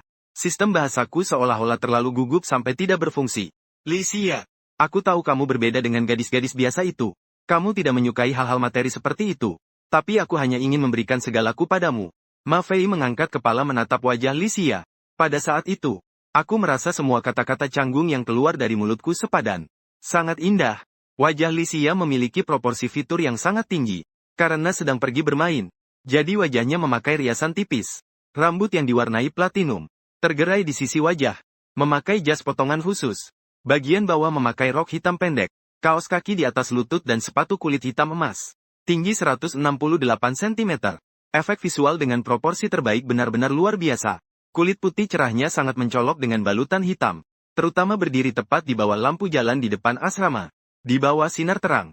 Warna hitam gelap seketika menjadi pendukung terkuat. Warna putih dan emas berkilau bersama di tubuhnya. Kebetulan Lisia memiringkan kepala di bawah cahaya lampu. Poni platinum jatuh menutupi sisi wajahnya. Sesekali matanya melirik ke kejauhan. Memang aura dongeng yang mempesona. Tapi alangkah lebih baik kalau dia tak membuka mulut. Dari mana kamu dengar aku tidak materialistis? Aku Mafei menatap Lisia di bawah cahaya lampu. Sekejap mataku membelalak. Tapi saat Lisia mulai bicara aku jadi bingung. Mana ada gadis bertanya seperti itu? Bukankah di sekolah selalu terdengar kabar? Kalau kamu suka bermain bersama Jiang apa dari jurusan manajemen? Ada juga yang menangkap aku mengajakmu makan KFC. Hanya memesan paket anak-anak untukmu. Paket anak-anak tidak perlu bayar. Lisia menekukkan bibirnya. Memutuskan untuk tidak membuang kata-kata lagi. Kalau bosan, jangan kejar aku lagi. Aku tidak menyukaimu. Juga ingat untuk membersihkan di sini. Tante yang membersihkan sangat bekerja keras. Benarkah tidak bisa beri aku kesempatan? Aku adalah wanita yang sangat materialistis. Kita tidak cocok. Penolakan yang langsung dan tegas. Ini tidak mengejutkan Mafei. Namun setelah melihat ekspresi orang-orang di sekitar, aku merasa tidak bisa berhenti begitu saja. Diriku sendiri. Mengumpulkan keberanian. Harus mendapat sesuatu. Setidaknya beri aku kesempatan menambahkanmu di WeChat. Meski tidak bisa pacaran sekarang. Menjadi teman dan saling mengenal perlahan juga tidak buruk. Apakah harus aku jelaskan dengan lebih jelas? Bro, Lisia tahu bahwa dengan mudah aku tidak akan pergi. Menghela napas dalam-dalam berkata, kamu menghalangiku dari rencana kencan. Hari ini aku susah payah berdandan. Hanya untuk mengambil beberapa foto cantik dengan pacar. Jadi saat itu pacarku yang cemburu. Pacarku tidak datang. Segera menghilang. Boleh ya? Mafei mendengar kata pacar. Sejenak otaknya seperti kekurangan oksigen. Kenapa jadi pacar? Pacar dari mana? Menurut logika orang normal. Saat ini, orang yang mengungkapkan cinta mendengar kalimat ini. Harusnya langsung muncul wajah badut. Lalu pergi dengan malu-malu. Terima kasih. Tapi boleh saya tanya, siapa pacarmu? Nada suara Mafei penuh dengan ketulusan. Tapi Lisia mendengar kata-kata itu. Memperlihatkan ekspresi yang sudah diduga sebelumnya. Lebih baik tidak usah bilang. Dia awalnya tidak bilang. Karena sekali bilang, pasti tetap akan diusik dengan pertanyaan yang mengganggu aku. Bukankah kamu sudah tahu semuanya? Kalau kamu bilang pacarmu adalah aku, cepat pergi. Kalau tidak pergi, aku akan suruh ibu penjaga kos gantungkan kamu di tembok. Lisia sudah tahu. Apa yang akan aku katakan? Dengan cepat memotong dan cepat menjawab. Tanya satu pertanyaan terakhir, setelah itu aku pergi. Aku ingin tahu apa yang bisa aku berikan untukmu. Mata Mafei memerah. Tak ada yang tahu betapa besar keberanian yang kupertaruhkan untuk pengakuan ini. Karena begitu banyak contoh kegagalan yang sudah ada di depan mata. Tidak hanya pengakuan cintaku gagal, tapi juga menjadi bahan obrolan santai orang-orang. Karena saat makan KFC, aku memesan paket anak-anak, loh. Bukan hanya Mafei yang merasa heran. Banyak orang di tempat itu juga bertanya-tanya. Apakah di paket anak-anak itu diberi obat? Kenapa memesan paket anak-anak bisa jadi jurus ampuh? Aku tidak mengerti. Kamu ini bukan cuma jahat tapi juga bodoh. Sudahlah, sudah kukatakan. Aku ini wanita yang materialistis. Sisa malamnya, kalian cari sendiri di netis Cloud ya. Saat Lisia mengucapkan kata-kata itu dengan semangat. Karena ada seseorang yang sedang perlahan mendekat dari kejauhan. Namun kecepatan sepeda bersama itu benar-benar sangat lambat. Tapi tak masalah. Lisia cepatlah. Prinsip yang selalu dipegang Lisia. Kalau kamu lambat, aku harus cepat. Jarak antar manusia itu tidak pernah panjang. Kalau kamu lambat, maka dia harus lebih cepat sedikit. Kalau aku lambat, kamu harus lebih cepat sedikit. Pasti ada dua orang yang berlari ke titik akhirnya. Hari itu, Lisia hampir berlari kecil. Tapi baru saja turun tangga langsung terhalang oleh banyak lilin di depan asrama. Sekitar jalan dipenuhi orang-orang yang menonton. Tumpukan lilin ini benar-benar menghalangi jalan. Mafei, kan? Aku akan melaporkanmu ke ibu penjaga asrama. Dia menggertakkan giginya dengan marah berkata. Tak lama kemudian, sepeda sewaan itu berhenti tepat di depan. Aku sudah lama mendengar kejadian ini dari mulut teman sekamarku. Sejujurnya, aku benar-benar datang hanya untuk melihat keributan. Melihat semua mata tertuju padaku. Aku juga sadar. Dengan kemunculanku, Drama ini mungkin akan segera berakhir. Kalau begitu, cepat lanjut ke babak berikutnya saja. Sepanjang waktu aku bahkan tidak sekalipun menatap Ma Fei. Ayo naik. Cantik, kamu tahukah kamu sudah terlambat berapa lama? Ekspresi Li Xia sangat beragam. Tangan di pinggang, seperti angsa yang siap bertarung. Aku telat, aku jujur saja langsung bilang rencana kompensasinya. Aku menjawab dengan santai. Sepeda sewaan itu berhenti di depan BMW C4. Benar-benar terkesan sangat keren. Tapi semua orang tidak meremehkanku, Li Xia yang terkenal itu. Pacarku yang tidak menonjol sama sekali. Dulu juga tidak terlalu terkenal di sekolah. Siapa tahu aku sebenarnya anak orang kaya tersembunyi. Anak orang kaya masa kini bukan orang bodoh. Mereka tahu bagaimana bersikap rendah hati. Lagi pula Li Xia sendiri mengakui dia wanita yang materialistis. Kerumunan penonton mulai terdengar saling bertukar komentar. Aku mengerti. Inilah cara komunikasi sehari-hari pasangan ini. Solusi kompensasinya adalah dengan mengeluarkan uang untuk kosmetik, tas dan transfer uang. Bahkan langsung beli mobil, loh. Sumpah aku rasa tebakanmu benar. Tempat seperti asrama perempuan yang ramai orang. Kerumunan orang mengintip sambil berbisik. Tak seorang pun bisa menghentikannya. Ma Fei juga membelalakkan matanya. Tegang menatap ke kejauhan. Dalam situasi seperti itu, pasangan muda itu tetap bermain permainan kompensasi tanpa peduli sekitar. Li Xia mengangkat dua jarinya menempel di dahi mulai berpikir keras. Setelah sebentar tiba-tiba membuka mata. Hehe, apakah kau kira aku sedang merenung serius? Aku bohong. Aku sudah lama memikirkannya. Kalau begitu katakanlah. Terlambat 20 menit setara dengan 2 jam. Luangkan 2 jam lebih untukku. Lalu malam ini traktir aku makan. Ditolak, malam ini agak sibuk. Sebagai gantinya aku traktir es krim dulu. Di jalan kita bicarakan pelan-pelan. Aku mengeluarkan es krim dari kantong panas. Membukanya. Langsung memasukkan ke mulut Li Xia. Menghindari dia dari membahas luangkan 2 jam lebih. Apakah ini akan berlanjut berlarut-larut? Kamu memberi aku es krim dengan niat buruk. Hanya untuk menguji apakah aku bisa makan es. Lalu bersiap memakan aku malam ini. Tidak mau makan. Apa aku boleh tidak dapat? Kalau ini soal pencucian. Ya, sebenarnya bukan tidak bisa menerima soal pencucian. Seperti yang diperlihatkan di drama televisi. Dulu di zaman kuno selalu ada anak-anak pedagang kaya. Yang mengidap penyakit berat. Harus mencari istri baru untuk mencuci. Kepala. Otakmu penuh limbah kuning, kan? Aku melihat ekspresi Li Xia yang sangat serius. Untuk sesaat aku tidak tahu harus berkata apa. Beberapa orang memiliki bakat abstraksi yang luar biasa. Orang normal belajar seumur hidup pun tidak bisa menandingi. Belum sempat aku puji warna rambutku. Tadi malam diam-diam aku pergi mewarnai. Aku sudah lama memperhatikan itu. Rambut berwarna platinum. Warna itu sebenarnya tidak istimewa bagi orang lain. Hanya perlu proses pemudaran warna berkali-kali saja. Tapi bagi aku itu agak istimewa. Karena rambut warna emas itu adalah salah satu XP-ku. Bukan emas batu kuning, loh. Ternyata dulu aku sudah bilang semua ini ke Li Xia. Sungguh tak malu ya. Aku dulu pernah bilang ini padamu, Li Xia. Aku sudah menunggu kamu tanya pertanyaan itu. Setelah cepat menggelengkan kepala, cepat luruskan punggung dan dada. Posisi wanita ini selain untuk mengukur tinggi badan, adalah untuk memamerkan bagian tertentu. Aku menatap sekilas, langsung menyadari. Hari ini Li Xia berbeda dengan kemarin. Ukuran berbeda. Makanya dia mengenakan jas. Li Xia, kamu anak nakal main penipuan listrik ya? Bab 9, Mao Chai. Aku tidak mendapatkan listrik. Tidak percaya coba sentuh aku. Kenapa bilang aku listrikan? Bakat sudah ada di sini, masih butuh listrik lagi. Banyak orang, ngomong apa sih omong kosong. Aku buru-buru menutup mulutnya. Melihat sekeliling. Masih banyak penonton yang sedang menonton dengan rasa ingin tahu.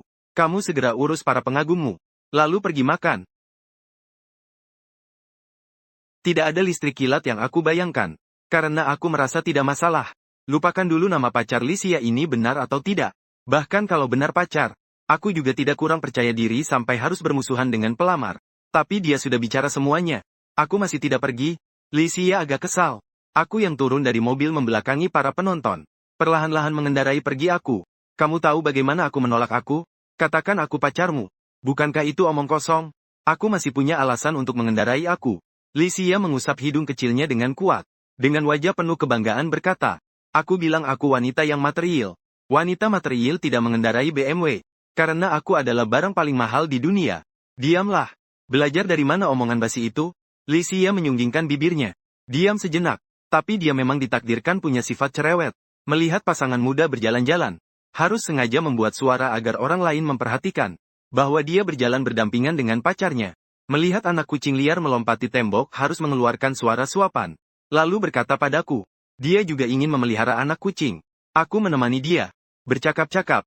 Di depan asrama wanita sunyi senyap. Ma Fei untuk sementara tidak tahu ekspresi apa yang harus dibuat. Kali ini aku berharap Li Xia memang wanita material. Mungkin hanya perasaannya agak sedih saja. Sebenarnya sudah siap dengan kemungkinan besar pengakuan cinta gagal. Aku menggelengkan kepala. Mengeluarkan sapu yang sudah dipersiapkan sebelumnya untuk membersihkan medan perang. Tapi Ma Fei tidak banyak bicara. Bukan berarti orang lain tidak banyak bicara. Li Xia dan aku sedang berpacaran. Tapi sebelumnya keluarga Li Xia sudah datang memperingatkanku, kan? Dulu sudah ribut sebesar itu bisa dimaafkan. Sudah kuliah juga. Apa ada hal seperti ini juga? Siapa yang tahu? Ya. Kabarnya aku dimaki sebagai barang murah, bro. Aku tidak bisa tahan. Kabar ini entah benar atau tidak. Tapi sepertinya hanya sebagian kecil orang yang tahu. Padahal di sini orang yang berkumpul sudah banyak. Dan semuanya mahasiswa yang tidak ada kerjaan, hanya menonton keributan. Dari satu ke dua. Dari dua ke tiga. Semakin menyebar, versinya jadi berubah. Aku dan Li Xia terlihat terlalu dekat. Ditegur oleh keluarga si perempuan. Li Xia hamil anakku. Tapi katanya tidak ada uang untuk biaya aborsi. Jadi keluarganya tahu dan memperingatkannya. Katanya keluargaku tidak ada uang. Aku dijual jadi model pria. Waktu ketika anak muda berdua selalu terasa lambat. Seperti awan yang sangat lambat bergerak di langit. Kampus seperti punya waktu yang aneh.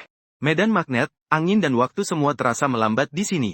Di bawah sinar matahari senja, Li Xia dengan gugup mendekat ke wajah laki-laki itu. Aku tidak mau sedih. Mau aku tunjukkan trik mulut. Menggigit pemantik api. Biar kamu senang. Jangan mengalihkan topik denganku. Aku tanya kamu, malam sebelum kecelakaan mobil kita ngapain? Apa kamu lupa? Kalau gitu kamu ingatkan aku dong.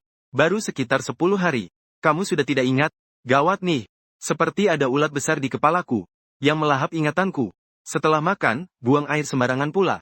Li Xia duduk di situ, memegangi kepala pura-pura sakit. Tapi malah mengintipku dengan satu mata terbuka. Setelah kami berdua saling pandang canggung. Li Xia malah tertawa kecil tanpa rasa malu. Dengan lancar memeluk lenganku. Kamu ingat sesuatu? Ceritakan dong. Aku bisa bantu melengkapi ingatanmu. Kamu bilang kita hari itu ketemu nggak sih? Tentu saja kita ketemu. Kita bahkan ketemu setiap hari. Mungkin karena ucapan sederhana sulit dipercaya. Li Xia juga memberi aku contoh. Lihat catatan chat ini. Suatu malam tengah malam. Kamu bilang kangen aku. Lalu aku diam-diam kabur dari asrama. Li Xia sambil bicara sambil membuka ponsel. Di depan aku. Tapi isi chat jelas-jelas jam 23:05. Li Xia. Apakah kamu merindukanku? Jam 23:10. Nanti aku tunjukkan ke kamu ya. Sedang apa? Diam-diam lihat website apa jam 23:15. Li Xia cepat bilang. Merindukanku. Aku tadi sedang mandi, merindukanmu. Li Xia. Aku sudah menebak kamu merindukanku sejak lama. Aku sudah keluar dari asrama. Kirim lokasimu, cepat datang. Li Xia, musang warnet. Harap angkat telepon. Aku selesai melihat, terdiam saja. Aku ingin Li Xia menggulir ke bawah untuk melihat chat pengakuan cinta hari itu. Berpegang pada prinsip berbicara dengan bukti. Cukup lihat saja chat hari itu. Maka kebenaran akan terbuka lebar. Tapi Li Xia malah secara naluriah mematikan layar ponsel dan memasukkannya ke dalam saku. Lalu mengangkat kepala menatapku. Aku ingin melihat chat sehari sebelum kecelakaan. Sebenarnya posisi dua orang itu sekarang cukup mesra. Layar ponsel aslinya juga tidak besar. Font pada rekaman chat menjadi lebih kecil. Kalau ingin melihat dengan jelas harus kepala berdekatan. Perbedaan tinggi antara dua orang sangat jelas. 167 dan 185. Ini juga membuat Li Xia mengangkat kepala dan bertatapan dengan mataku. Rambut berwarna platinum ada sehelai yang menyentuh leherku. Mata besar di bawah sinar matahari senja memancarkan warna emas. Seperti seluruh langit ada di dalam matanya. Mari kita pergi makan. Aku mau makan paket anak-anak. Kau menyembunyikan sesuatu dariku, kan? Bahkan penipuan online pun kau tahu. Apalagi yang bisa kusembunyikan darimu. Kalau begitu tunjukkan padaku. Kita tidak akan melihatnya dulu. Baiklah. Aku menatap lurus mata besar yang berwarna emas itu. Li Xia sangat cantik. Sifatnya juga menyenangkan. Setidaknya aku sangat suka berada bersamanya. Seperti bisa otomatis menyaring orang lain. Membangun dunia khusus hanya untuk kami berdua. Jika aku sakit nanti, hanya dia yang akan melangkah maju. Aku benar-benar 100% menerima pacar ini. Tapi dia menyembunyikan sesuatu dariku. Li Xia, yang tak bisa lagi mengelak, merona sambil menarik ujung bajuku. Jangan marah ya. Itu hari kamu melamarku. Aku hanya sedikit malu. Bab 10 aku baik-baik saja. Apa salahnya mengungkapkan perasaan ini? Meskipun aku terus bertanya. Tapi dalam hati aku sudah percaya 80%. Kalau bukan pacar, pengakuan perasaan semacam ini seharusnya tidak dikatakan sembarangan, kan? Kalau tidak percaya padaku, maka kamu lihat sendiri. Li Xia dengan tegas menyerahkan ponselnya padaku. Di depanku dia membuka kunci. Membuka riwayat chat sampai hari pengakuan itu. Tanggal 9 September. Aku ada waktu tidak. Keluar dan bicara. Lysia, tolonglah. Aku tidak mau, aku tidak. Aku di bawah asrama kamu. Lysia, aku takut. Kita tenang dulu, tenang dulu. Baru putuskan. Tolonglah aku. Aku sangat tenang. Selanjutnya adalah beberapa kali panggilan WeChat berturut-turut dari Lysia. Tapi aku tidak mengangkatnya. Riwayat chat berhenti sampai di sini. Membuatku bingung. Ini mana seperti pengakuan perasaan. Ini lebih tampak seperti perpisahan, bukan? Ngapain bohong? Otakmu dimasukin serangga kecil. Semua ada di bawah asrama. Tentu saja harus menyuruh aku turun untuk menyatakan perasaan secara langsung. Lysia berkata dengan malu-malu seperti gadis remaja.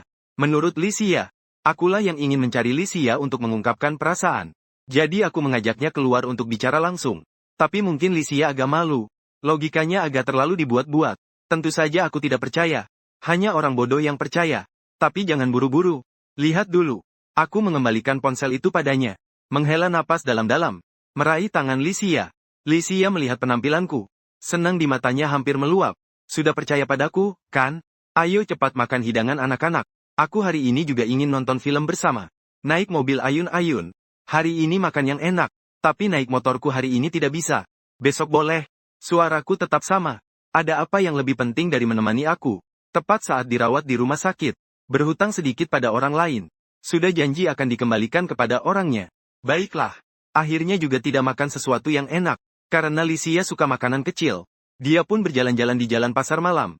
Bola gurita, pangsit kecil, dan lain-lain. Membeli banyak sekali. Totalnya hanya menghabiskan 100 yuan. Akhirnya kebanyakan aku yang makan. Jangan sampai mubazir. Harus habis dimakan. Lysia seperti mandor kecil yang menyuruh, kamu hanya makan sedikit itu saja. Mulutku penuh saus. Sungguh agak tidak muat lagi. Aku memang bodoh. Aku makan apapun harus makan sampai anak-anak selesai. Pada saat itu juga aku terus memperhatikan pacarku. Menemukan dia tampak selalu tersenyum. Matanya tersenyum. Mulutnya tersenyum. Seluruh dirinya dipenuhi aura kebahagiaan. Dia tersenyum, aku pun ikut tersenyum. Dia tidak tahu kenapa tersenyum. Aku lebih tidak tahu kenapa penjual bola gurita kecil itu. Melihat gadis yang tersenyum ceria ini juga bergosip sedikit. Kakak, apa kamu keluar rumah terus dapat uang sehingga senang seperti ini? Penjual mengatakan sesuatu yang lebih senang daripada mendapatkan uang di luar adalah menemukan. Kebetulan uang yang kamu hilangkan. Wah, ku beri kamu satu bola gurita kecil tambahan. Mulai sekarang jangan sembarangan meletakkan uang. Terima kasih, bos. Kamu orang baik. Lysia. Selalu ada semacam kekuatan magis. Yang membuatmu saat bersama dia. Secara otomatis memblokir lingkungan sekitar dan hal-hal yang menjengkelkan. Seperti menciptakan ruang kecil tersendiri di dunia ini. Pasar malam dekat kampus universitas. Penuh dengan aroma dan mahasiswa yang penuh semangat. Harus kukatakan, dibandingkan waktu dirawat di rumah sakit, malam ini sungguh menyenangkan.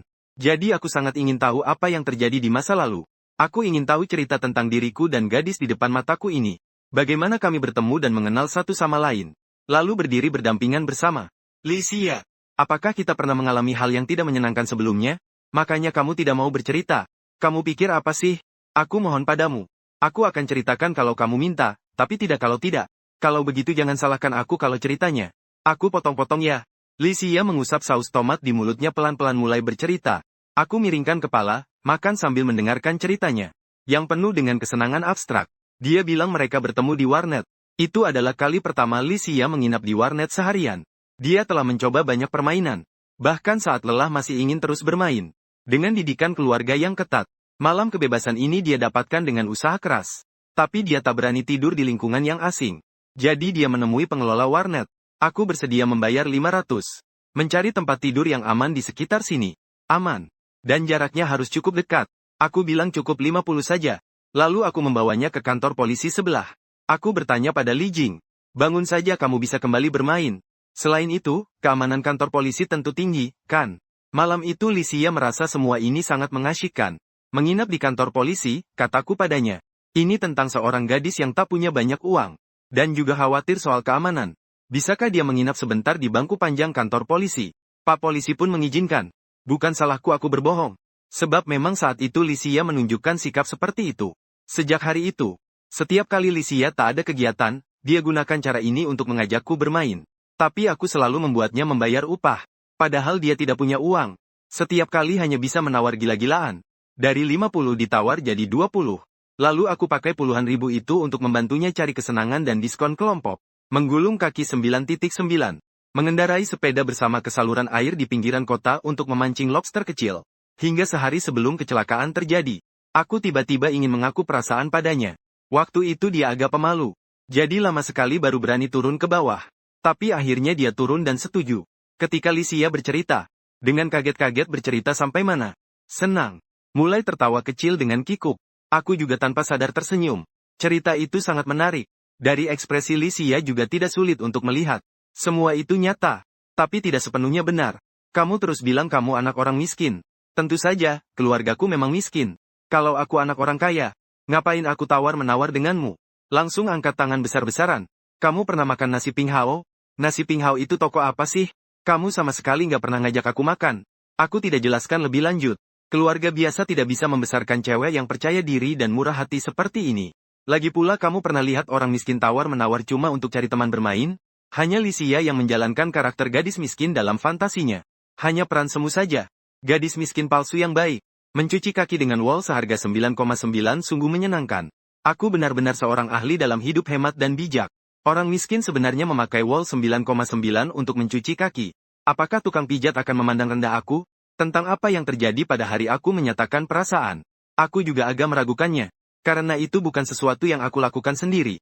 Tidak pernah terjadi hal yang tidak menyenangkan. Kenapa harus menunggu sampai aku keluar dari rumah sakit untuk melihatnya?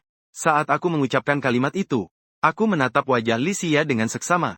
Aku tidak menyalahkan orang lain yang tidak mengunjunginya. Aku hanya ingin tahu alasannya.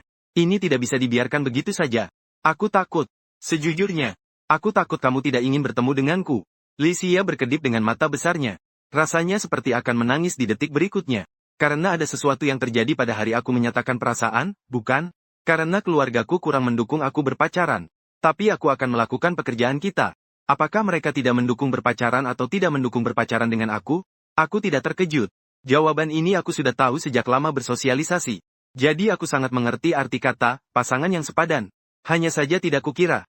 Cerita klise seperti ini akan terjadi pada diriku sendiri. Kamu percaya aku dengar kataku? Tubuh Licia bergetar. Dia secara naluriah menggenggam tanganku. Aku tidak melanjutkan bicara. Sebaliknya aku mengusap kepalanya. Aku berkata tidak apa-apa. Jangan merasa terbebani. Nanti aku akan mengajakmu bermain lagi. Lalu aku menarik tanganku kembali. Licia menyadari gerakanku ini.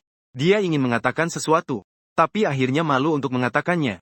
Di antara kita-kita selalu menjadi teman baik. Bukankah begitu? Keluar dari permainan.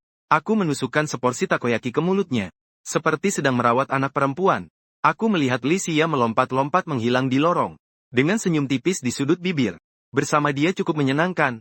Tapi apa yang terjadi sebelumnya? Ibunya melempar 5 juta ke depannya. Bear lalu memarahi dia agar menjauh dari putrinya. Sejujurnya, aku rasa kalau memang begitu itu cukup baik. Membawa 5 juta secara diam-diam. Menjalin hubungan rahasia dengan putrinya juga terasa menggoda. Saat ini, dalam pikiranku sudah terbentuk bayangan keluarga Licia. Tipikal bos dominan Parubaya dan nyonya bangsawan Parubaya. Dalam memilih menantu laki-laki. Ini adalah kompetisi yang ketat dan keras. Aku sambil memandang waktu. Sambil memikirkan jawaban masalahnya. Tidak masalah. Sepenting apa sih? Lebih baik tahu dulu sebelumnya. Aku berdiri di depan pintu Universitas Nanjiang. Melihat jauh ke pintu gerbang kampus. Masih banyak mahasiswa yang lalu lalang. Orang lain pacaran itu saling mencintai dan bersaing. Aku pacaran itu seperti permainan werewolf. Masih harus susah payah mencari siapa serigala itu. Untungnya situasinya cukup jelas. Sekarang hanya perlu menghadapi serigala secara langsung. Lalu mengeluarkannya dengan pisau. Permainan pun berakhir. Hari ini hari Jumat. Jadi sulit mencari taksi di depan kampus. Para pemain klub malam. Perkumpulan minum-minum. Pasangan berdiri di depan sekolah menunggu. Tapi aku sama sekali tidak berniat mencari taksi. Karena aku melihat seorang kenalan lama. Memang cewek kuliah itu cantik. Kakinya benar-benar panjang. Kamu bisa nggak fokus ke orang yang seharusnya difokuskan? Aku Liu Chenglong, seorang pemuda berusia 20-an dengan semangat muda. Tidak fokus ke mahasiswi. Apa aku harus fokus ke kamu yang sudah punya Ferrari? Masih kurang disukai mahasiswi? Aku menginginkan cinta. Kamu tidak mengerti apa-apa. Liu Chenglong mencukur kepala botak. Dengan marah berteriak ke orang di kursi penumpang depan. Sebenarnya aku sedang berteriak ke seluruh dunia. Apakah di dunia ini ada yang mengerti kami, para pejuang cinta murni? Aku, Liu Chenglong, pejuang cinta murni. Chenglong masih seorang mahasiswa. Bisa memakai JK dengan stoking putih di mana?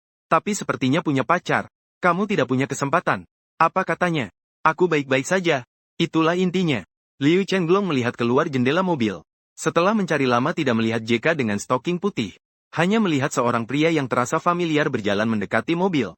Kali ini dia menghalangi pandanganku. Aku tidak boleh sampai ketahuan oleh mereka. Harusnya tidak pakai mobil yang mencolok seperti ini. Tidak mungkin.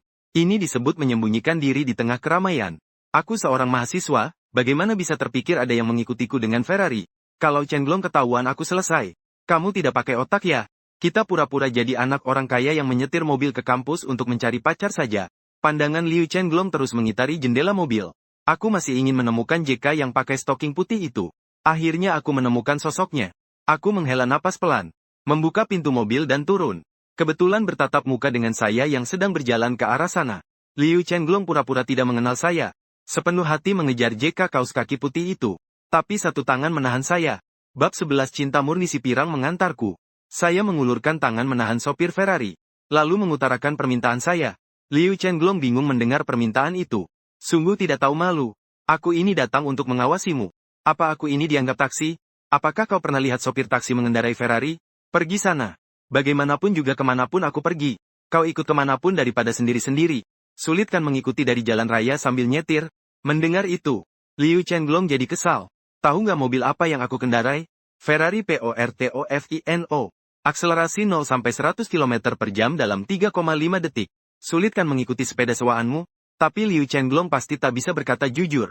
Saya tersenyum sinis. Meletakkan tangan di bahu Liu Chenglong. Namun tidak melakukan langkah berikutnya. Saya juga tak bisa melakukan langkah berikutnya. Meski sudah ketahuan dia mengikuti, apa artinya? Bagaimanapun juga mereka tak bisa berbuat apa-apa padaku. Naik tumpangan bareng kenapa sih? Kan tujuannya sama saja. Ekspresi wajah Liu Chenglong agak kaku. Sempat gak tahu harus gimana merespon. Aku refleks menggeser tanganku pergi. Mau berperan jadi playboy yang lagi mendekati cewek. Langsung menuju ke arah cewek pakai kaos kaki putih ala JK. Aku juga gak melarang. Aku langsung berjalan ke kursi pengemudi mobil. Membuka pintu dan duduk. Posisi badan merunduk rendah. Buat orang jangkung dan besar badan. Aku agak-agak terbiasa. Lain kali pakai mobil murah saja. Kamu gak biasa naik mobil bagus kayak aku. Kenapa kamu naik ke mobilku? Panjang di kursi kopilot dengan ekspresi tegang. Cepat berubah ekspresi sebagai antisipasi. Tapi beberapa kata berikutnya buat aku terdiam dan melacak. Kalau ketahuan kayak gini pasti disuruh marah-marah karena nggak becus kerja. Aku ini mahasiswa miskin. Kalian itu pekerja. Orang kelas bawah. Ngapain susahin orang kelas bawah juga? Ini kan cuma ngikutin aku saja. Kalau aku duduk di depan kamu kan malah memperbesar kemungkinan berhasil ngikut. Panjang langsung terdiam. Bukankah ini masih disebut ngikutin? Saat Panjang sedang berpikir. Aku menepuk pundakku. Bisa pulang dulu untuk mempertimbangkannya dengan baik. Aku menghidupkan mobil dan melaju pelan-pelan. Bertingkah seperti pria nakal untuk minta WeChat-nya Liu Chenglong. Saat itu Liu Chenglong sudah melupakan tentang ikut atau tidak mengikuti jejaknya. Kalau ditanya apakah Liu Chenglong suka gadis ini, bentuk tubuhnya bisa diberikan nilai 7 atau 8. Cuma biasa saja cantiknya.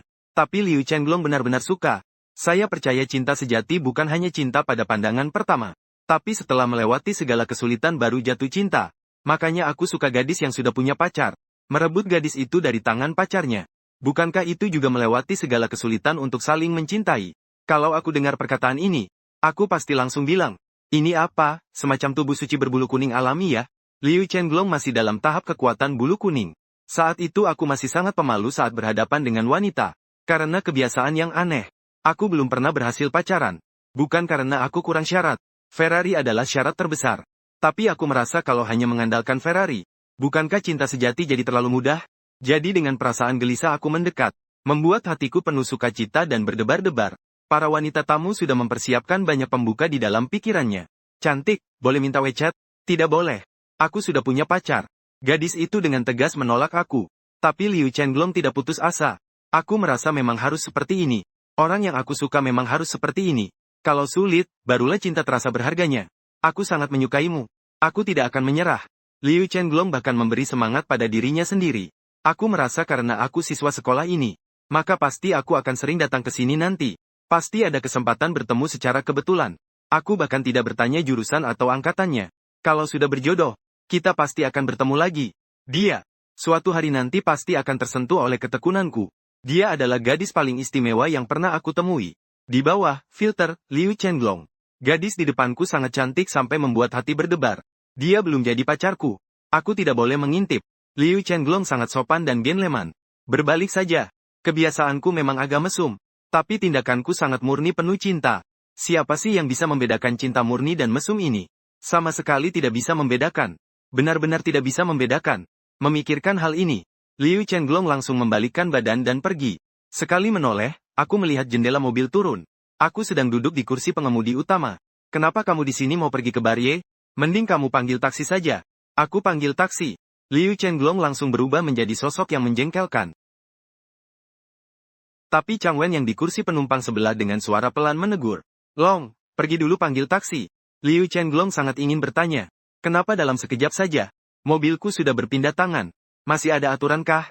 Ekspresi Chang Wen juga sangat sulit diterka. Jelas aku bukan orang bodoh seperti Liu Chenglong. Tapi aku tetap menerima syaratku di permukaan. Mungkin karena suaraku terlalu keras. Menarik perhatian orang yang lewat. Gadis dengan stoking putih tadi tiba-tiba menoleh. Melihat ke arah Ferrari. Matanya berpindah-pindah. Kemudian berjalan mendekat. Kalian juga mau pergi? Mau ke Ye bersama-sama? Aku balik bertanya. Tentunya aku tak tertarik dengan gadis ini. Tapi Liu Chenglong tertarik. Gadis stoking putih menoleh melihat pacarnya yang tetap di tempat. Kedip mata. Dia mengetik beberapa kata di ponsel lalu menyerahkannya ke hadapanku. Kemudian berbalik dan lari menjauh. Wajah gadis itu merah melebihi segala pemandangan indah. Rambutnya yang terbang melayang di udara. Bahkan membuat Liu Chenglong terpaku. Apa yang dia tunjukkan kepadamu? Dia bilang dia suka aku. Kamu omong kosong, tidak mungkin. Aku menanyakan Zhang Wen. Tidak akan suka siapapun. Hanya bercanda. Dia bilang ingin menambahkan kamu di WeChat. Liu Chenglong buru-buru mengeluarkan ponselnya. Bertanya padaku nomor WeChat gadis itu. Kemudian mengangguk-ngangguk sambil melambai ke taksi. Di ponsel gadis itu memang tertulis nomor WeChat. Tapi di belakangnya juga tertulis, bisa terima 3 orang sekaligus? Aku pacarku dan kamu. Kamu yakin pemilik Ferrari suka gaya seperti ini? Aku hanya suka gadis yang sudah punya pacar. Mungkin Zhang Wen merasa sedikit malu. Dengan susah payah berkata, aku tiba-tiba mengerti segalanya. Bahkan aku juga tidak tahu bagaimana harus menanggapi. Bagaimana bisa bilang ini bukan pasangan serasi? Mengunci aku. Dengan selera aneh yang sangat jahat, mengendarai mobil ke sebelah gadis itu dan berbisik. Temanku seharusnya sudah menambahkan kamu. Melihat Liu Chenglong seperti itu. Sepertinya dia bukan orang yang berani. Jangan sampai membuatnya ketakutan dan lari. Gadis itu mendengar kata-kata ini. Mungkin merasa agak kecewa. Tapi tetap memberi isyarat oke dengan tangan. Bab 12. Malingling dengan Ferrari peraknya berhenti di depan bar Ye Weijiu. Liu Chenglong dan Chang Wen duduk di dalam mobil. Saling menatap satu sama lain. Dua orang tolol itu saling menatap dengan tajam. Jelas-jelas ingin saling menyalahkan. Chang Wen berkata, kamu suruh aku yang nyetir. Diamlah. Aku sedang berpikir. Anak itu pasti sudah tahu kita sedang mengikutinya. Bahkan orang bodoh pun tahu. Chang Wen benar-benar tidak ingin peduli dengan si tolol di sampingnya. Dia sendiri berpikir tentang bagaimana melapor ke bos. Haruskah aku melapor atau tidak? Rencanaku sepertinya agak menggoda. Saat itu Liu Chenglong asyik mengobrol hangat dengan wanita yang membuat hatinya berdebar. Bidadari, kalau kamu putus dengan pacarmu, bisakah kamu pertimbangkan aku dulu? Serangan Liu Chenglong masih sangat hati-hati. Aku bertengkar dengan pacarku. Bisakah kamu menemani aku malam ini? Bisa.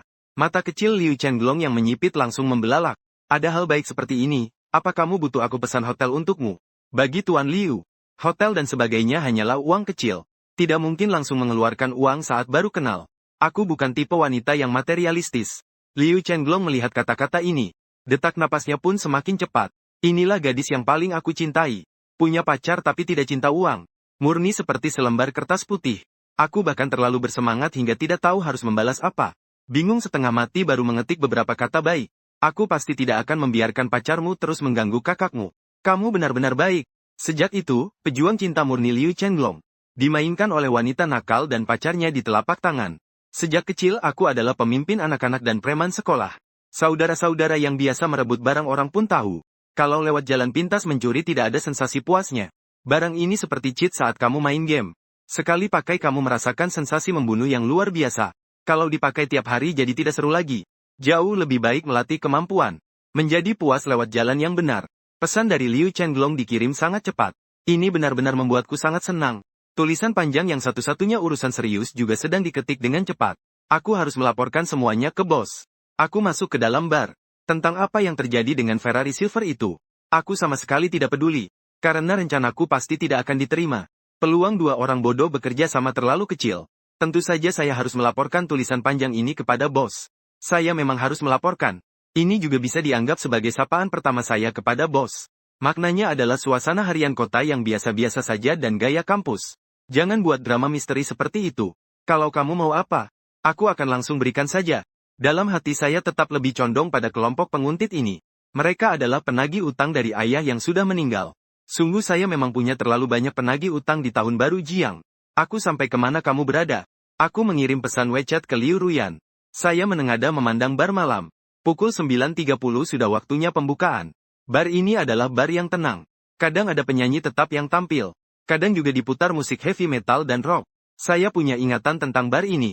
Tapi tidak jelas apa hubungannya tempat ini dengan Liu Ruyan. Betul. Saya datang mencari Liu Ruyan. Wanita itu saat janji awalnya akan datang setelah dia selesai sibuk. Tapi sudah jam 9.30. Saya tidak mau menuruti dia. Langsung minta alamat dan segera datang. Lagi pula tidak ada yang perlu dibicarakan. Paling hanya mengembalikan kunci mobil dan ponsel ke dia. Hanya butuh beberapa menit saja. Meski saya kehilangan sebagian ingatan. Namun sifat manusia jarang berubah. Saya tidak suka wanita seperti Liu Ruyan yang kuat. Atau bisa dibilang saya tidak bisa berdamai dalam jangka panjang dengan wanita seperti Liu Ruyan. Jadi sebenarnya saya tidak ingin datang. Tapi tidak ada pilihan. Saya harus datang. Karena mereka sudah memberi uang. Setidaknya harus mengembalikan barang kepada mereka. Selesaikan dengan baik, supaya kita bisa berteman di masa depan. Tapi usahakan kontak seminimal mungkin. Lihat ke tengah-tengah. Liu Ruyan hanya berkata 5 kata. Tidak bisa ditemukan. Bukan saya sedang berdebat. Tatanan bar ini kan tidak berbentuk kotak sempurna. Siapa yang tahu mana tengahnya? Lagi pula ini bar. Meski itu bar pribadi. Tidak begitu tenang juga. Orang lalu lalang di mana-mana. Meski Liu Ruyan punya wajah yang mudah dikenali. Saya tetap tidak bisa menemukan. Dia menunggu saya di pintu. Saya segera menyelesaikannya. Saya hanya ingin bicara denganmu beberapa kata. Tidak ada balasan di WeChat. Saya telepon, tapi tidak diangkat. Mungkin dia memang sibuk. Tapi saya harus kemana? Tidak mungkin kembali. Ferrari dan Liu Chenglong berbicara tentang cinta sejati.